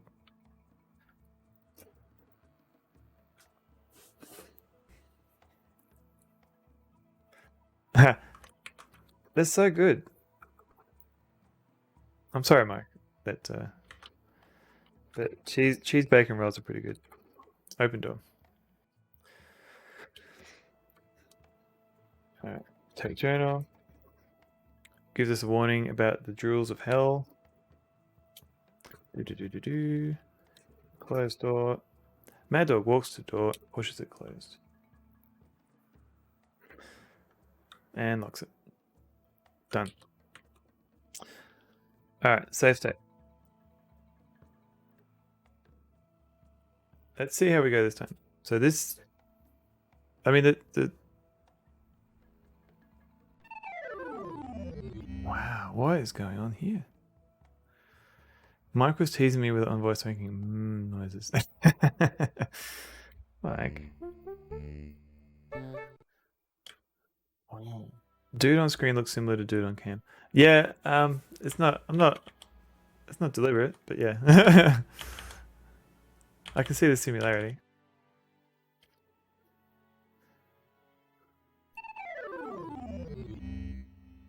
And gave me hot tips on how to add cheese to food. Oh, pretty much just add cheese to anything and then heat it up. That's what you do. Can you have a pink top? Yeah. Do I have a pink tank top? No pink tank tops. I do have a t-shirt that's kind of pink, got pink text. So next time I play Maddog, I might give that a go. Do the points only depend on interacting with objects, or do you need to talk to? I think sometimes there are.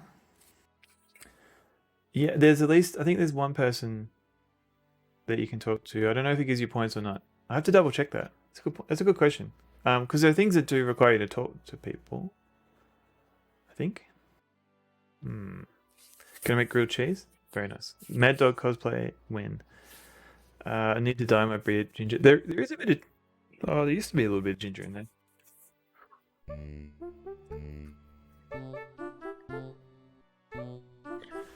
Maddog on Amiga is a little broken.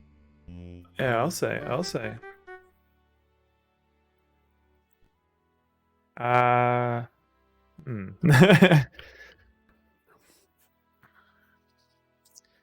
Let's try a save game. Let's try use a legit save game.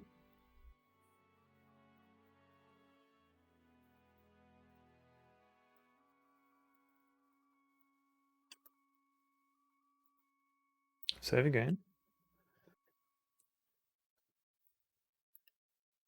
Restore.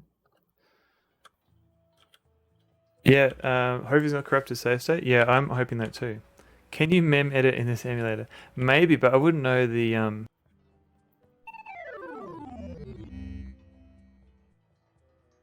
I wouldn't know what to edit. Linear with big boxes? No, that's fine. Because the memory layout of this game would be completely different from the DOS version.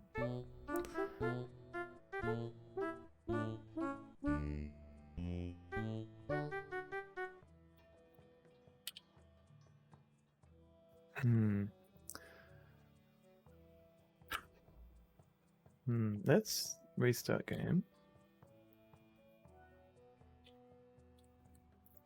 And then restore game. Test.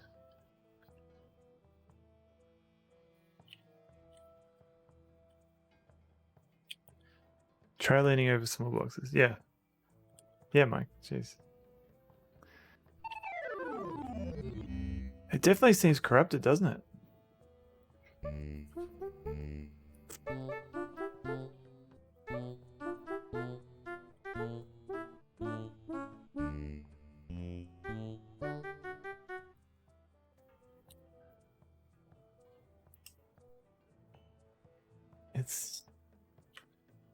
Let's try a soft reset or hard reset.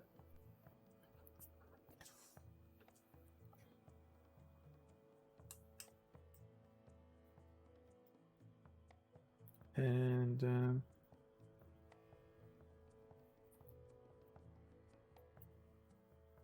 oh no, I really wanted to I wanted to see like what the dragonflight would be like.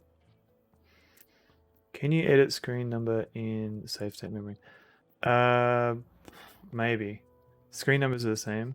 Yeah, the screen numbers would be, but I'm not sure where in memory that state would be. That's the tricky bit. I actually don't. Yeah, I mean, I would have to do like a diff. Let's. Wait, why is this not going? So if I go documents, let's have a look. I got save states. Maddog. So the save states are like oh, that's interesting. The save states are like 300k each.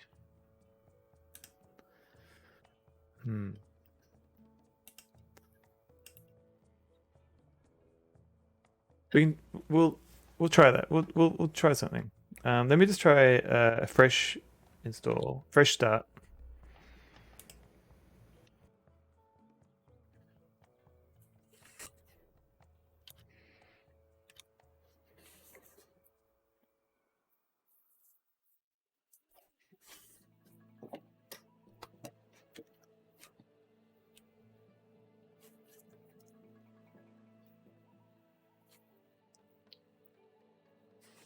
We can try that.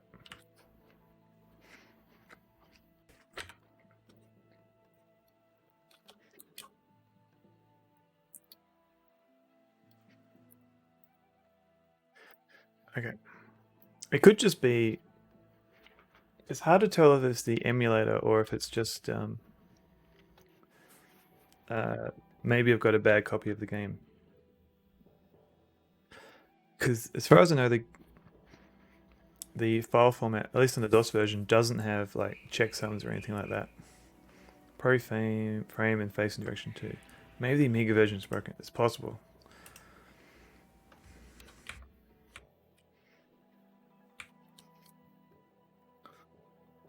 So this is using a save. This is starting the Amiga from fresh. No.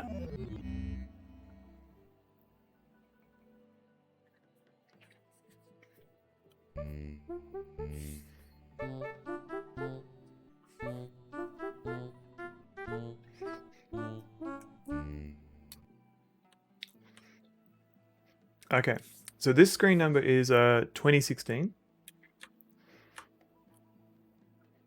Oh, I have to remember this is Big Endian, isn't it? And this one is 2015. Okay. So save state 2015. Jump through door. Oh, maybe. That's only works really when you're going from left to right, not from the top. 2016. Okay. Is there a good way to diff? Hang on. Okay.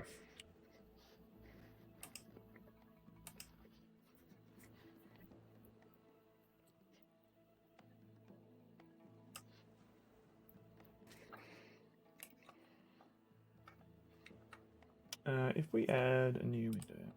Oh wait, look at this one. What was this? Oh, get rid of that. Yes. Add a window capture. Yeah, okay. Then we go transform, add transform. Bounding box,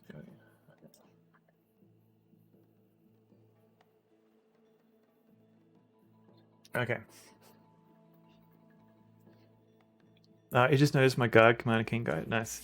That was I got the idea from Mzizzy because she was doing like a model, like a not plaster. The thing that people clay, like a clay thing. She's doing like a garg. So if you follow her and look at her stream, sometimes you'll see the little clay garg. Okay, can we compare anything here?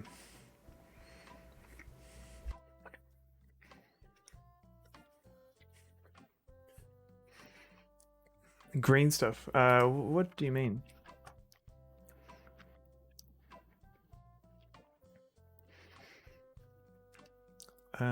If this, yep, here we go, and then save states.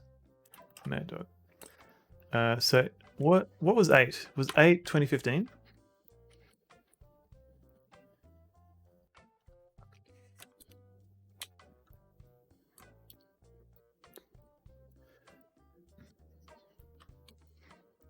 And what's this one? 2016. Okay. Modeling stuff, called green stuff. Mostly people use it for minis. Oh, I didn't know that. Good question. I don't know. All right. So what is 2015 in hex? Because I don't know. 2015. So 2015 in hex is 3737.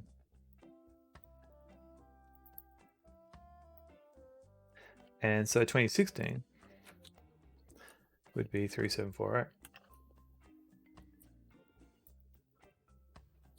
That doesn't sound right. Why is that? Oh, I'm looking at the wrong. Hang on. I'm an idiot. I was looking at the octal. Let's try that again. So 2015 is 7DF. That makes more sense. All right. 2016 is 7E0 probably. Yep. So it is. This is a big endian system.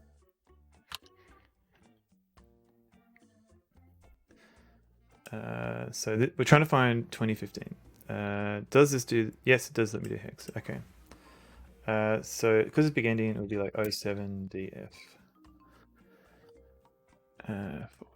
Do we have? How many appearances of this do we have? Find again F3. Not too many. There's only a few. So can we do a diff? Can we do this text encoding? Can we compare data comparison? Here we go. Compare. 9. So scope all. Okay.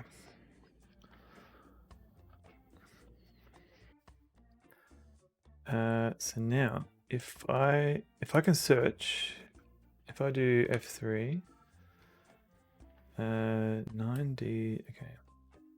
Hopefully this is riveting for everybody else.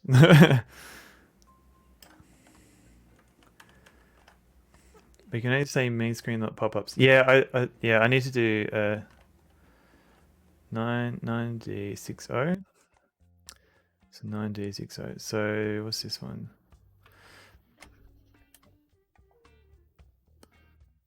I'm enjoying it? Okay, cool.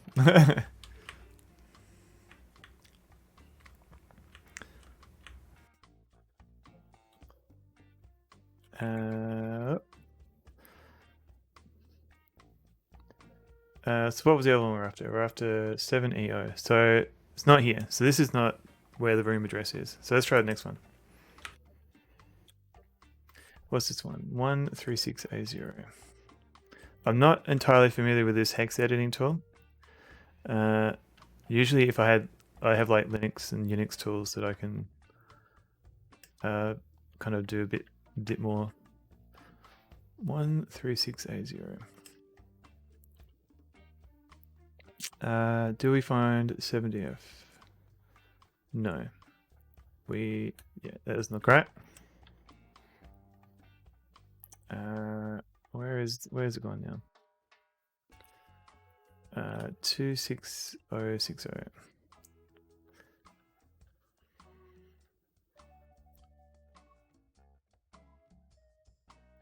260. Oop.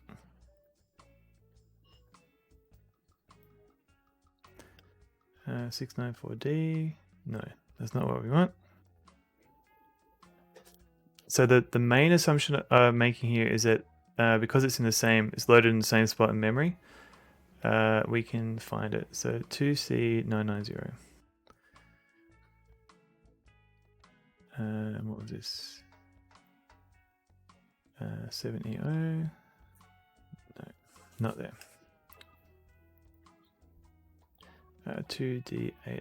That's it. Is there a way to go? Can I go to a position? Because that would make things a bit easier. Analysis tool, go to, no. Yeah, fingers crossed. Yeah, that's right, Mike. Let's make this a bit bigger because I'm finding it a bit hard to, yeah, here we go.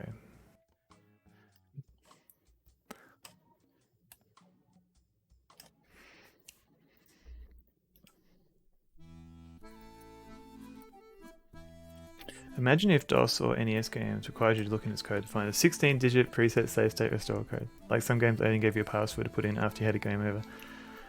That would not be fun. 2D880, okay. If anyone is familiar with this and knows how to jump to a particular position, 2D880.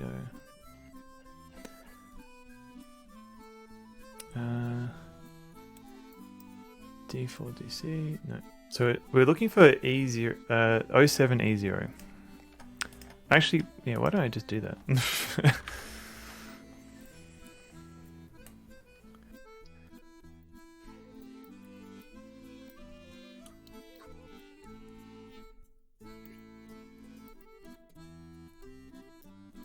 One, two, three, 4, 5.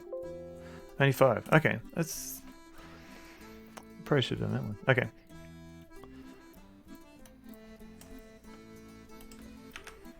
What's that? 7, 3. So we're up to 2D880. So this Monkey Island 4 Scumbag? Yes, it is. I was playing this when I was playing Monkey Island 1 on EGA. 3 because there's a lot of empty spaces where there's not much music. 30BD0. All right. 30BD0.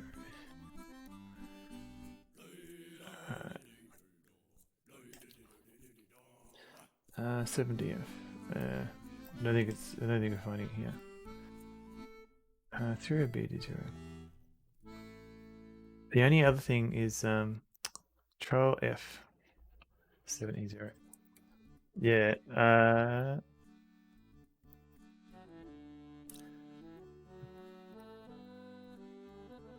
I wasn't sure if if I search in one, I'll miss my search in the other one, because I won't be able to.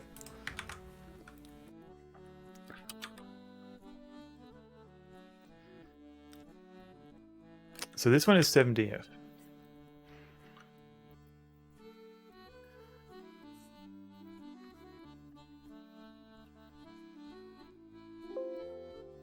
Ah, that's cool. Okay, so cool. Okay, so I can search. All right.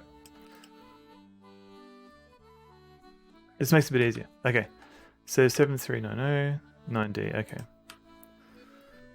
1332 13688. Okay. 1C4 206. Yeah, I don't know if this is going to help. We might need to actually look at the save game. Hydrate, thank you. Don't mind if I do.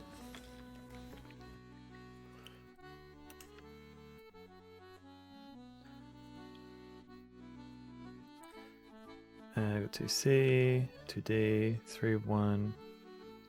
Yeah, they're close, but not the same. No. All right. Unless there's a different way. I don't think.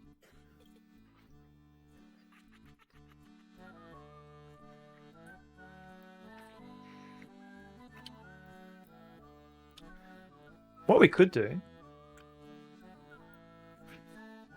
Yeah, save. Look at the actual save game. Yeah.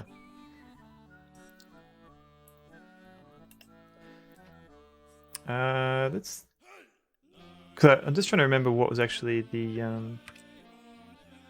what the source code looks like.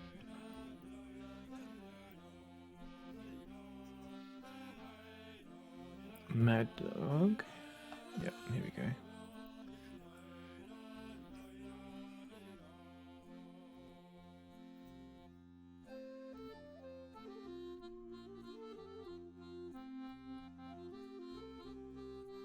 Alright, so we got the code. So this is from, I don't know how old this code is, to be honest.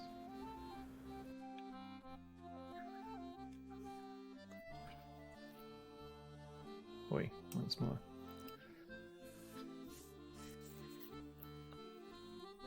If that's too small, let me know. So let's have a look. So there should be. I'm trying to remember where was the room? Room data, room control.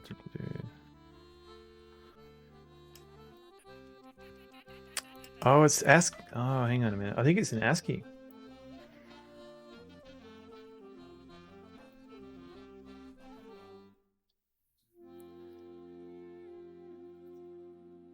That's why we couldn't find it. Okay.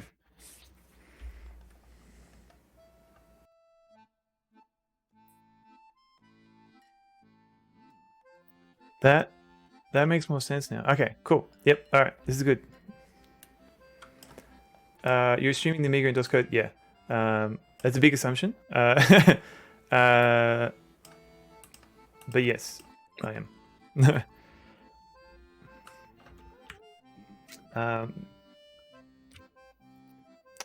So 20. So what numbers were we after? We're after 2015, 2016. Yeah. I mean, yeah, like Mike, you're right. It's entirely possible that nothing will come out of it. Like so.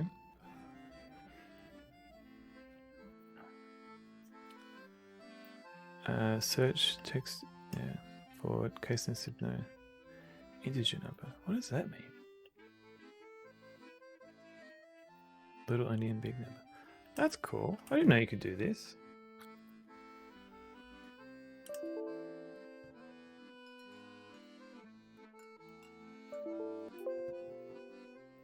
I don't know what range tag error means, but okay.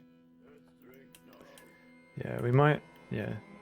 Search for, where is it? 0261. No.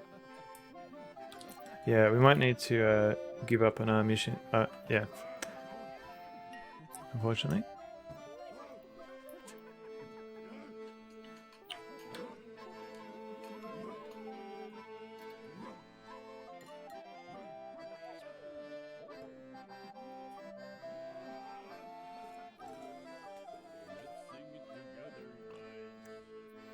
Oh, that's a bit of a bummer.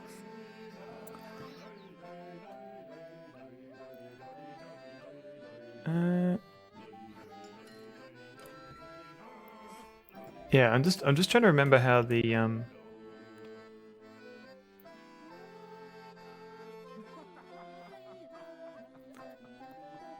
where was, yeah. As far as I remember, the room, yeah, is an ASCII string. So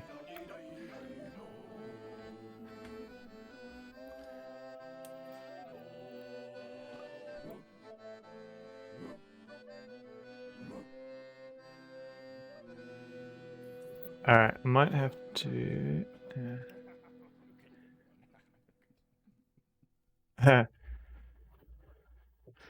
thank you for the jamming. Alright. Where is this used? Save so 4 characters.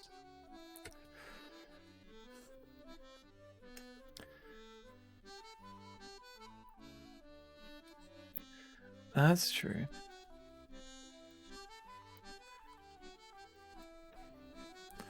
The other thing we're not thinking of, Mike, is that it's possible that these save states are compressed. And that's probably the case, because if you look at these files, they're all hey, it's Maxi Zora. Yeah, if you look at all these files, they're all different sizes.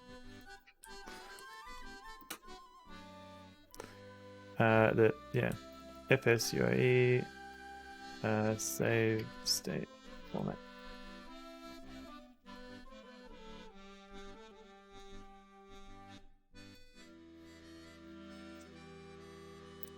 So let's decide that for now. FSUIE.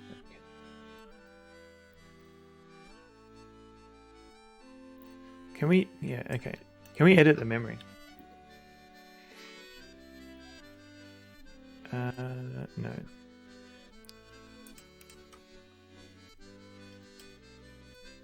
Edit memory value.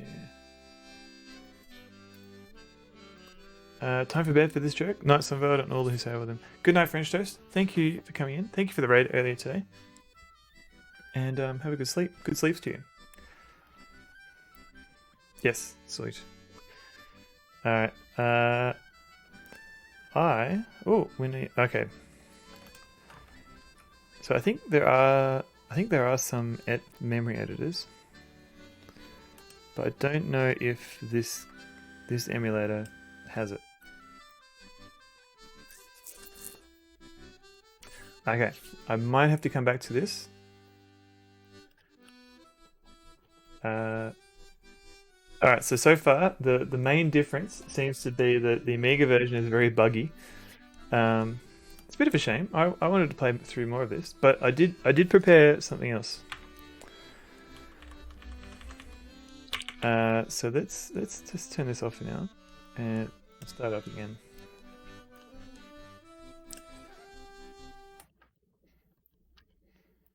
Okay. So just so the reason why we're playing this and not Maddog Williams is because the I'll show you the problem I had.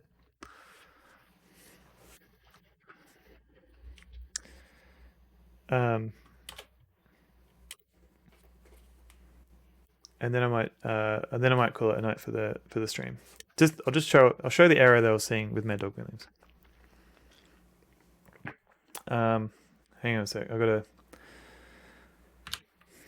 gotta eject my floppies.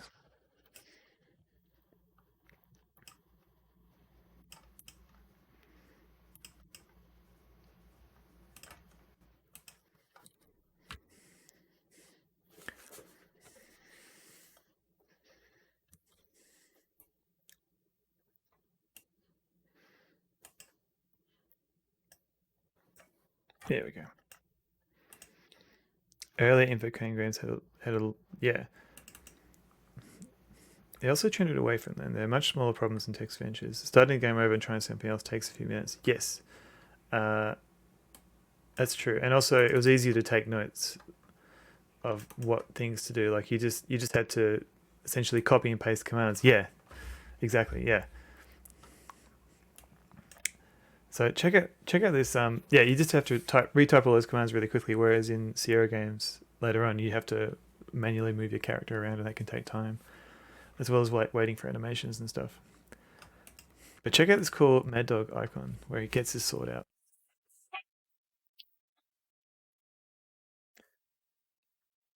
Does it count as a soft block if it tells you there's something wrong? Yeah, I think even if it tells you, even if the game is saying you're soft locked, if at any point you can save, the way I think of it is, if at any point you can save the game, and you can restore from that game and can't finish the game, then it's kind of like a soft lock.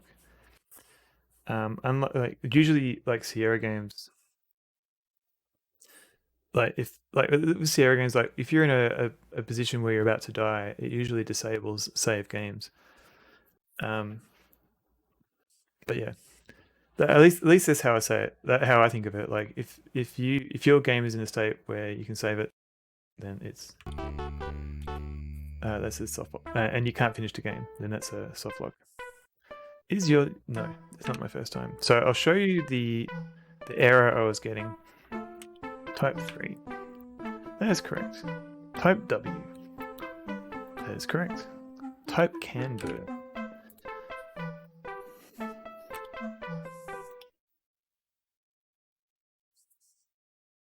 And we'll restore a game.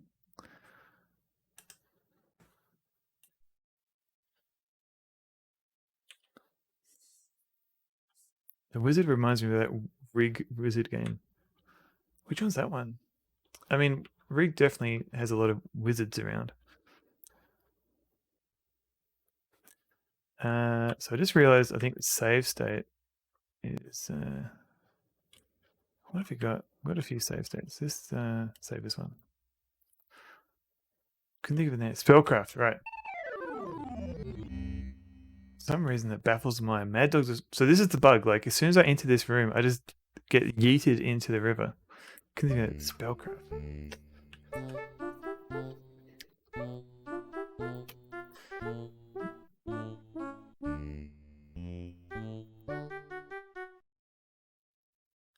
Is that this? I found that the save states aren't perfect.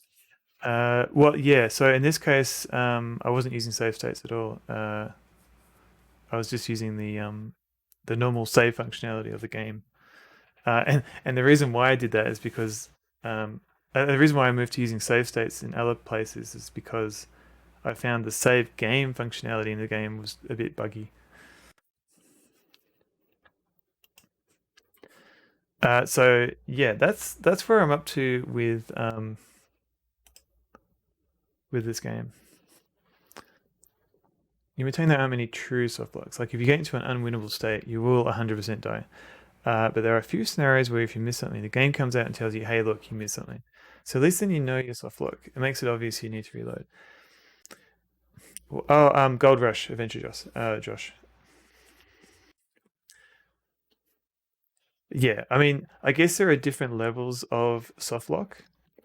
And text adventure respecting players. I think there was maybe it was an interactive fiction thing.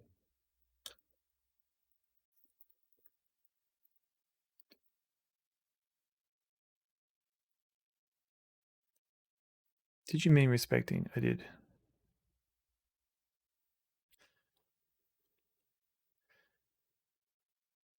I have to find it. There was like a list of like types of puzzles.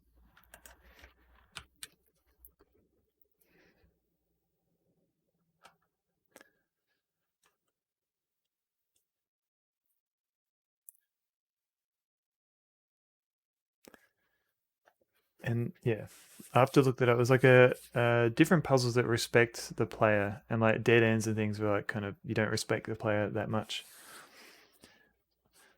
The low respect for the player. In King's Quest 4, I got into a state where I wasn't sure if I missed something or not, and if I were to continue the game, I was not sure to die, but could not finish. It's a good, easy to hit softlock enchantment. You're being chased. If you waste enough time, you're going to die, even if you haven't died yet. Yeah, but like you're saying, like at least with a text adventure, you can go back and redo those things. So let's try this save state. What have we got for save states? We've got this one. Got pre-bridge.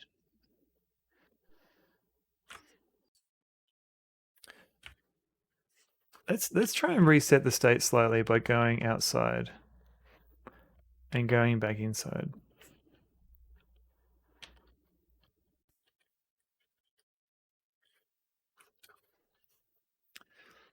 I don't love it, but you can easily explore, write down stuff, accept the deaths, and come with plans.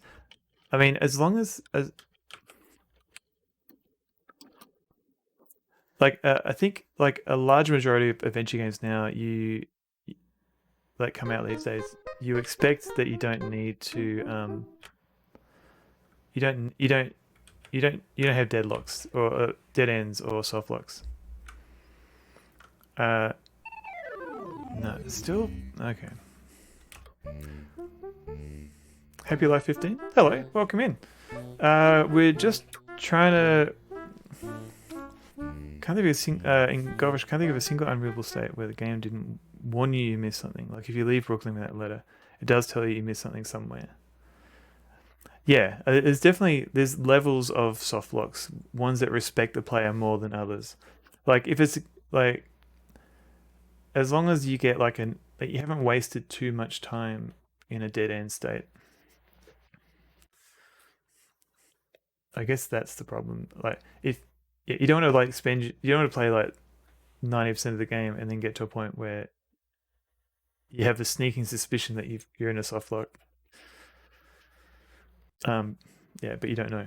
Other places, if you don't get an item you need, you will die no matter what. That's not a soft lock. Yeah. I guess it's kind of a level of soft lock in a way because if you can save the game and can't, yeah, as long as you can get, if you can go back and get that item, that's fine.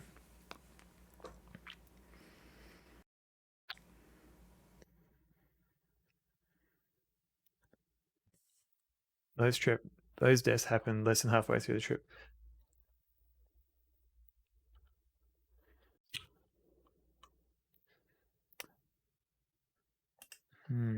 So let's try. All right, so I'm just trying a bit more with figuring out why this game is crashing, but I don't know if I can.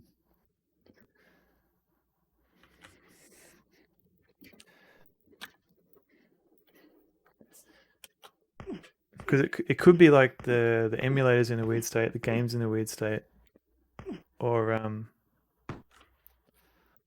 maybe the game's corrupted.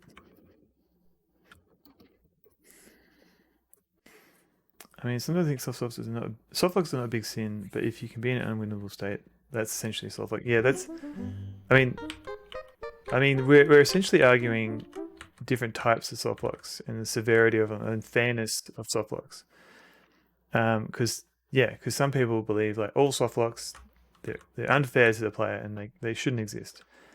And I think what you're saying, Glara, is there are some soft locks which are fair, because the game will say, "Hey, look, I know you spend a little bit of the game. This chunk of the game you've played already is invalid.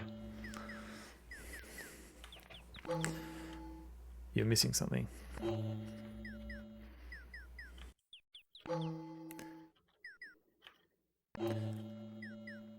Can't go back without loading. You can't keep playing for more than a few minutes before you die. The game will progress to that point no matter what.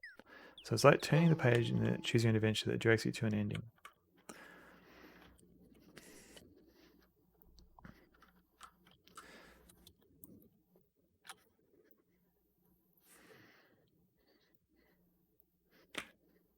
Yeah, I think we have slightly different tolerances for these soft locks. Like I think it's fine that the game is saying, "Hey, you're missing something. You're soft locked," but I think from Adventure Josh's and my perspective, if the game tells you that, then it should say, "No, you can't save from here," or yeah.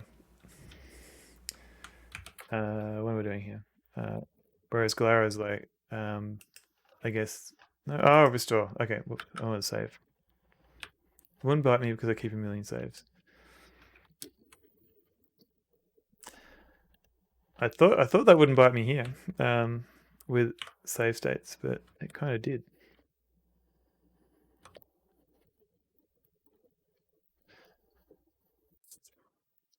I mean, as long as you feel the game is being fair to you, and I think if the game is telling you at some point, and as long as you pay attention to that message, because sometimes it's easy to miss messages occasionally. Push amulet in indentation from modern design. Yeah. All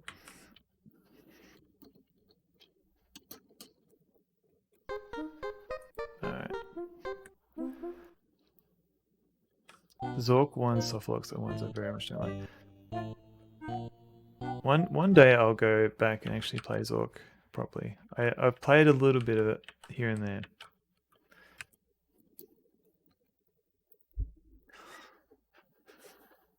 So if I need an item on a boat trip and I get on the boat without it, the game yells at me. And after a certain amount of time you'll die. Yeah. But in theory, if you only save one save game, you can save over after getting a boat. But they give you 10s for a reason, I guess. Yeah. But then you could also spend your 10 saves. Oh, that was slightly different. Because I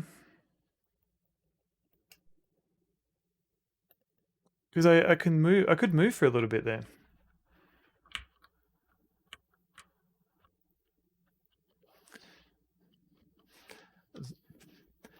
Yeah, they do give you 10 saves, but I guess it is if you do make a lot of saves, it is possible to sort of run out and start overriding them.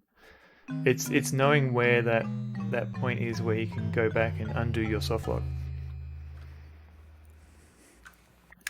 Zork one might be fun to play with chat where chat doesn't know the game. You could almost do like a Twitch plays Zork sort of game for a sort of stream. Put and in indentation.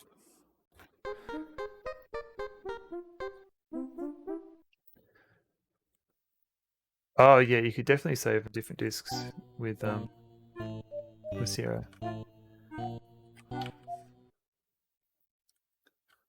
But I don't think those save games would fill up a whole disk. So you would want multiple directories on that one disk.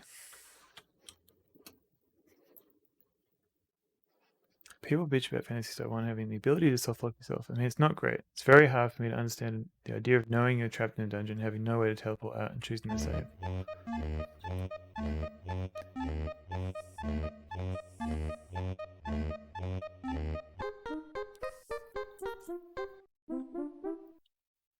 Only 10 saves a bit lazy. That's but when you're writing your own UI, it's not really that lazy. I mean, AGI was essentially a combination of C and assembler. But there were. We're oh hey Mike, welcome in. we're just saying. I tried starting the game a little bit. I restored the game a bit earlier. I'm going to see if I can go back to that spot. Otherwise, on my if I can't get so I was just taking a break from Alien for Enemy. I think I finished U9 with like 1,000 saves. So I'm all for saving a new stage time.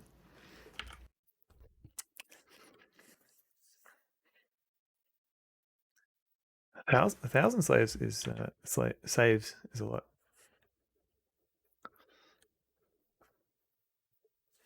I hinted someone through this game. I forgot who. I was surprised how linear it was. Yeah, I think the most non-linear bit is the initial start of the town, like where you can go to a lot of different areas and play around.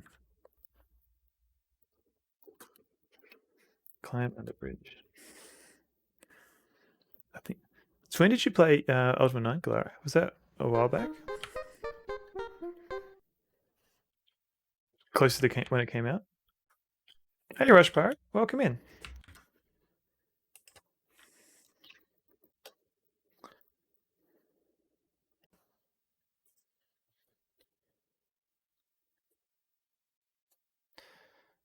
All right.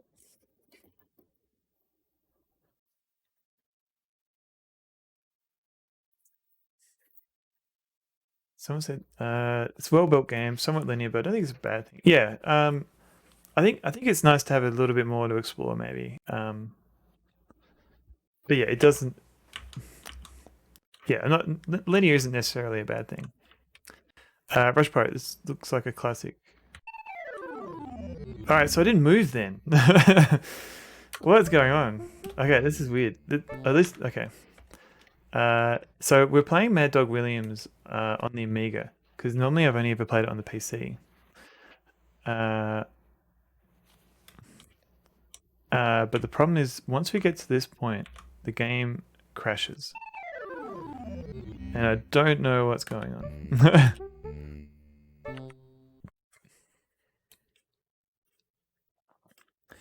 What if I save in that room? So now that I can actually do something.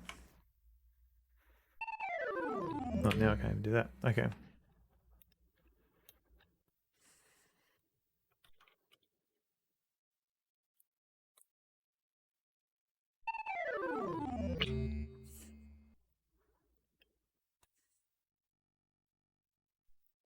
Try jumping? Okay. Yeah, once I get to a point where it doesn't do anything.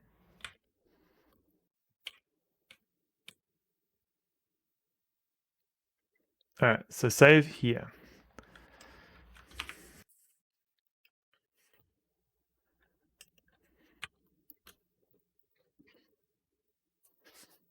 Yeah, so I'll try jumping. It's pre-Twitch. I played the entire Ultimate series all the way through between 1999 and 2011. Nice. After playing Ultimate 5 on my friend's computer in 89 and buying it for myself in 92. Nice. This art all looks down to his head. I saw some screenshots of trees that took more colors. It's definitely pretty glitchy. Yeah, this. Yeah, because I think, yeah, because that's one reason why I'm trying this is because you're saying that the Amiga version might have had different graphics. And I didn't believe you. It's possible that maybe later trees have different graphics, but so far it's been pretty similar. Ultima 9 took from spring 2009 to winter 2011. Took my time exploring. Wow, that is a long time. That's impressive. We went through the forest earlier. I didn't notice any colors, more colors, but maybe more sounds. Definitely more sounds. Your YM code isn't going to run. You have to write new code. YM code. What am I missing here?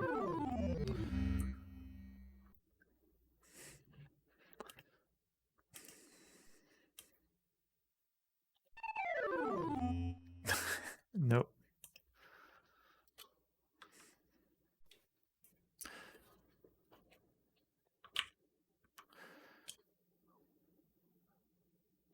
Oh, Atari ST. Okay, gotcha. So no, yeah. So the Atari to ST used, yeah, I think it had the Yamaha, but it also did MIDI output, so you could do like MT32 output as well. So I think that's some of that code they could have maybe reused. Oh no, they couldn't reuse it because I don't think any of this is written in C.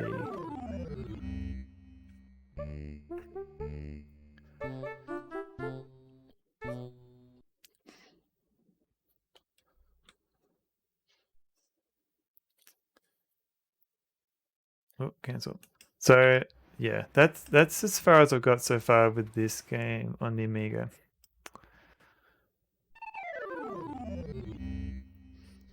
I might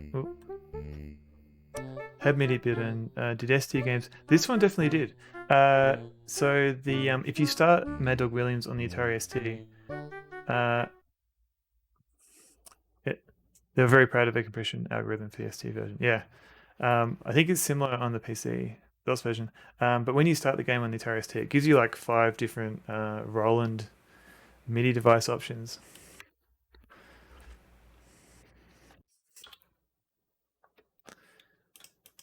All right, so here I can try jumping.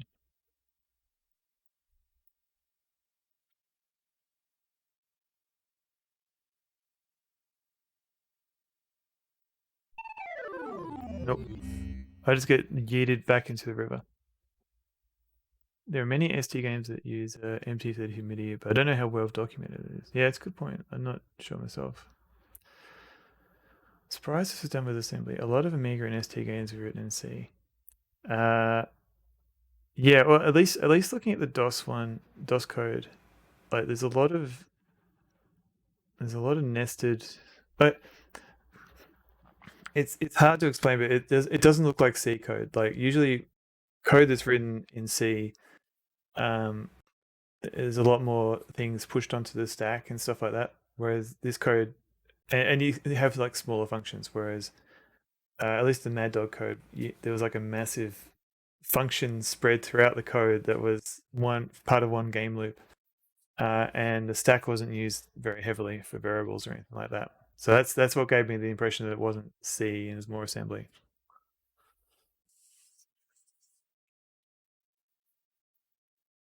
The compilers are good enough to get job done unless you're doing deep hacking. Yeah, yeah, in most games, like it would be like just graphics or sound or music, like the things that require like optimization. That's where you do that in assembly. Can I jump left or right to bypass the fall?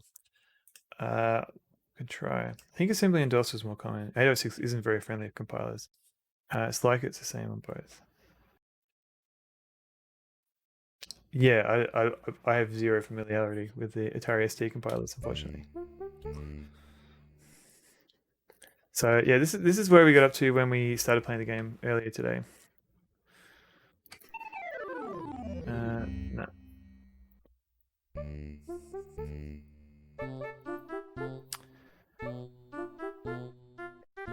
That's a lot of colourful emotes, Clara. Is there a way to so I've got a hard drive image. On Windows, can I read that image easily enough? Can I modify and upload a new save game? Can I do hacks? Is what I'm saying. Just being obnoxious? No, it's fine. 6800 was like, here you go, 32 reg. That would be amazing. Like, yeah, you've just got like a handful of registers, and they're all special purpose on x86.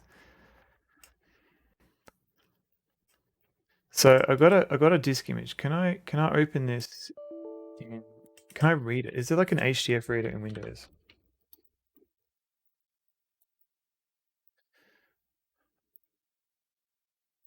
No, I think that is not a disk image. That is data.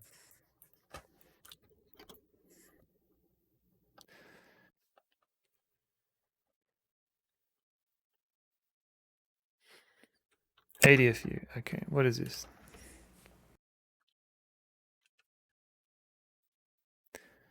Is integrated. Yeah.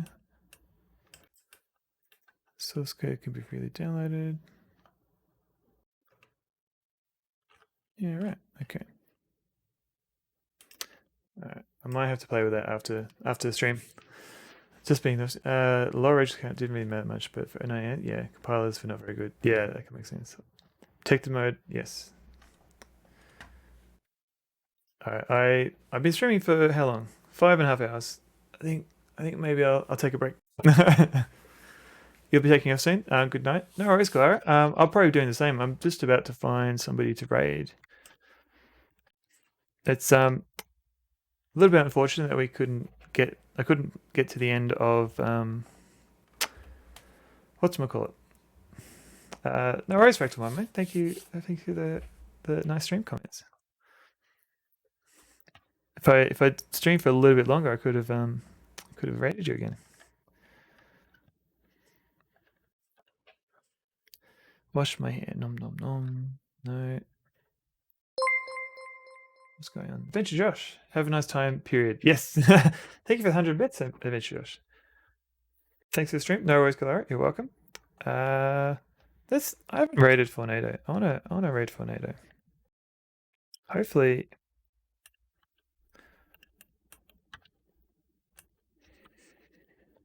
Hey, and Zizzy. Welcome back.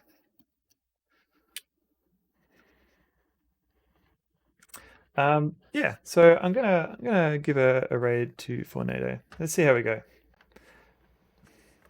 Let me have a look here. So 4. So Adventure Josh, go with the bow. Thank you for the bits. Fractal My Mate, thank you for resubbing. Much appreciated. Brewhog, also thank you for subscribing a while back. French Toast, please. He's asleep, but thanks for the raid earlier in the stream. So raid message. Sonnevel says hello. It's always a good one. If you happen to have dog emotes, it's cool if you don't. Just spam a couple of dogs at the end if you want. Thanks everyone for sticking with me while I've been trying to play Maddog Williams and playing Sonnevel's. No, I would never. No, that's not me. That's not what I say. It is early evening over here. Yes, it's like 5:30 here. So I've been streaming for a little bit. I need a little break. But yeah, welcome back in, Big D, MZZ, Galara. Thank you for hanging out. Fractal mate. The sign of the sensitive regards. Yeah, that works too. But yeah, thanks everyone, and have a good day.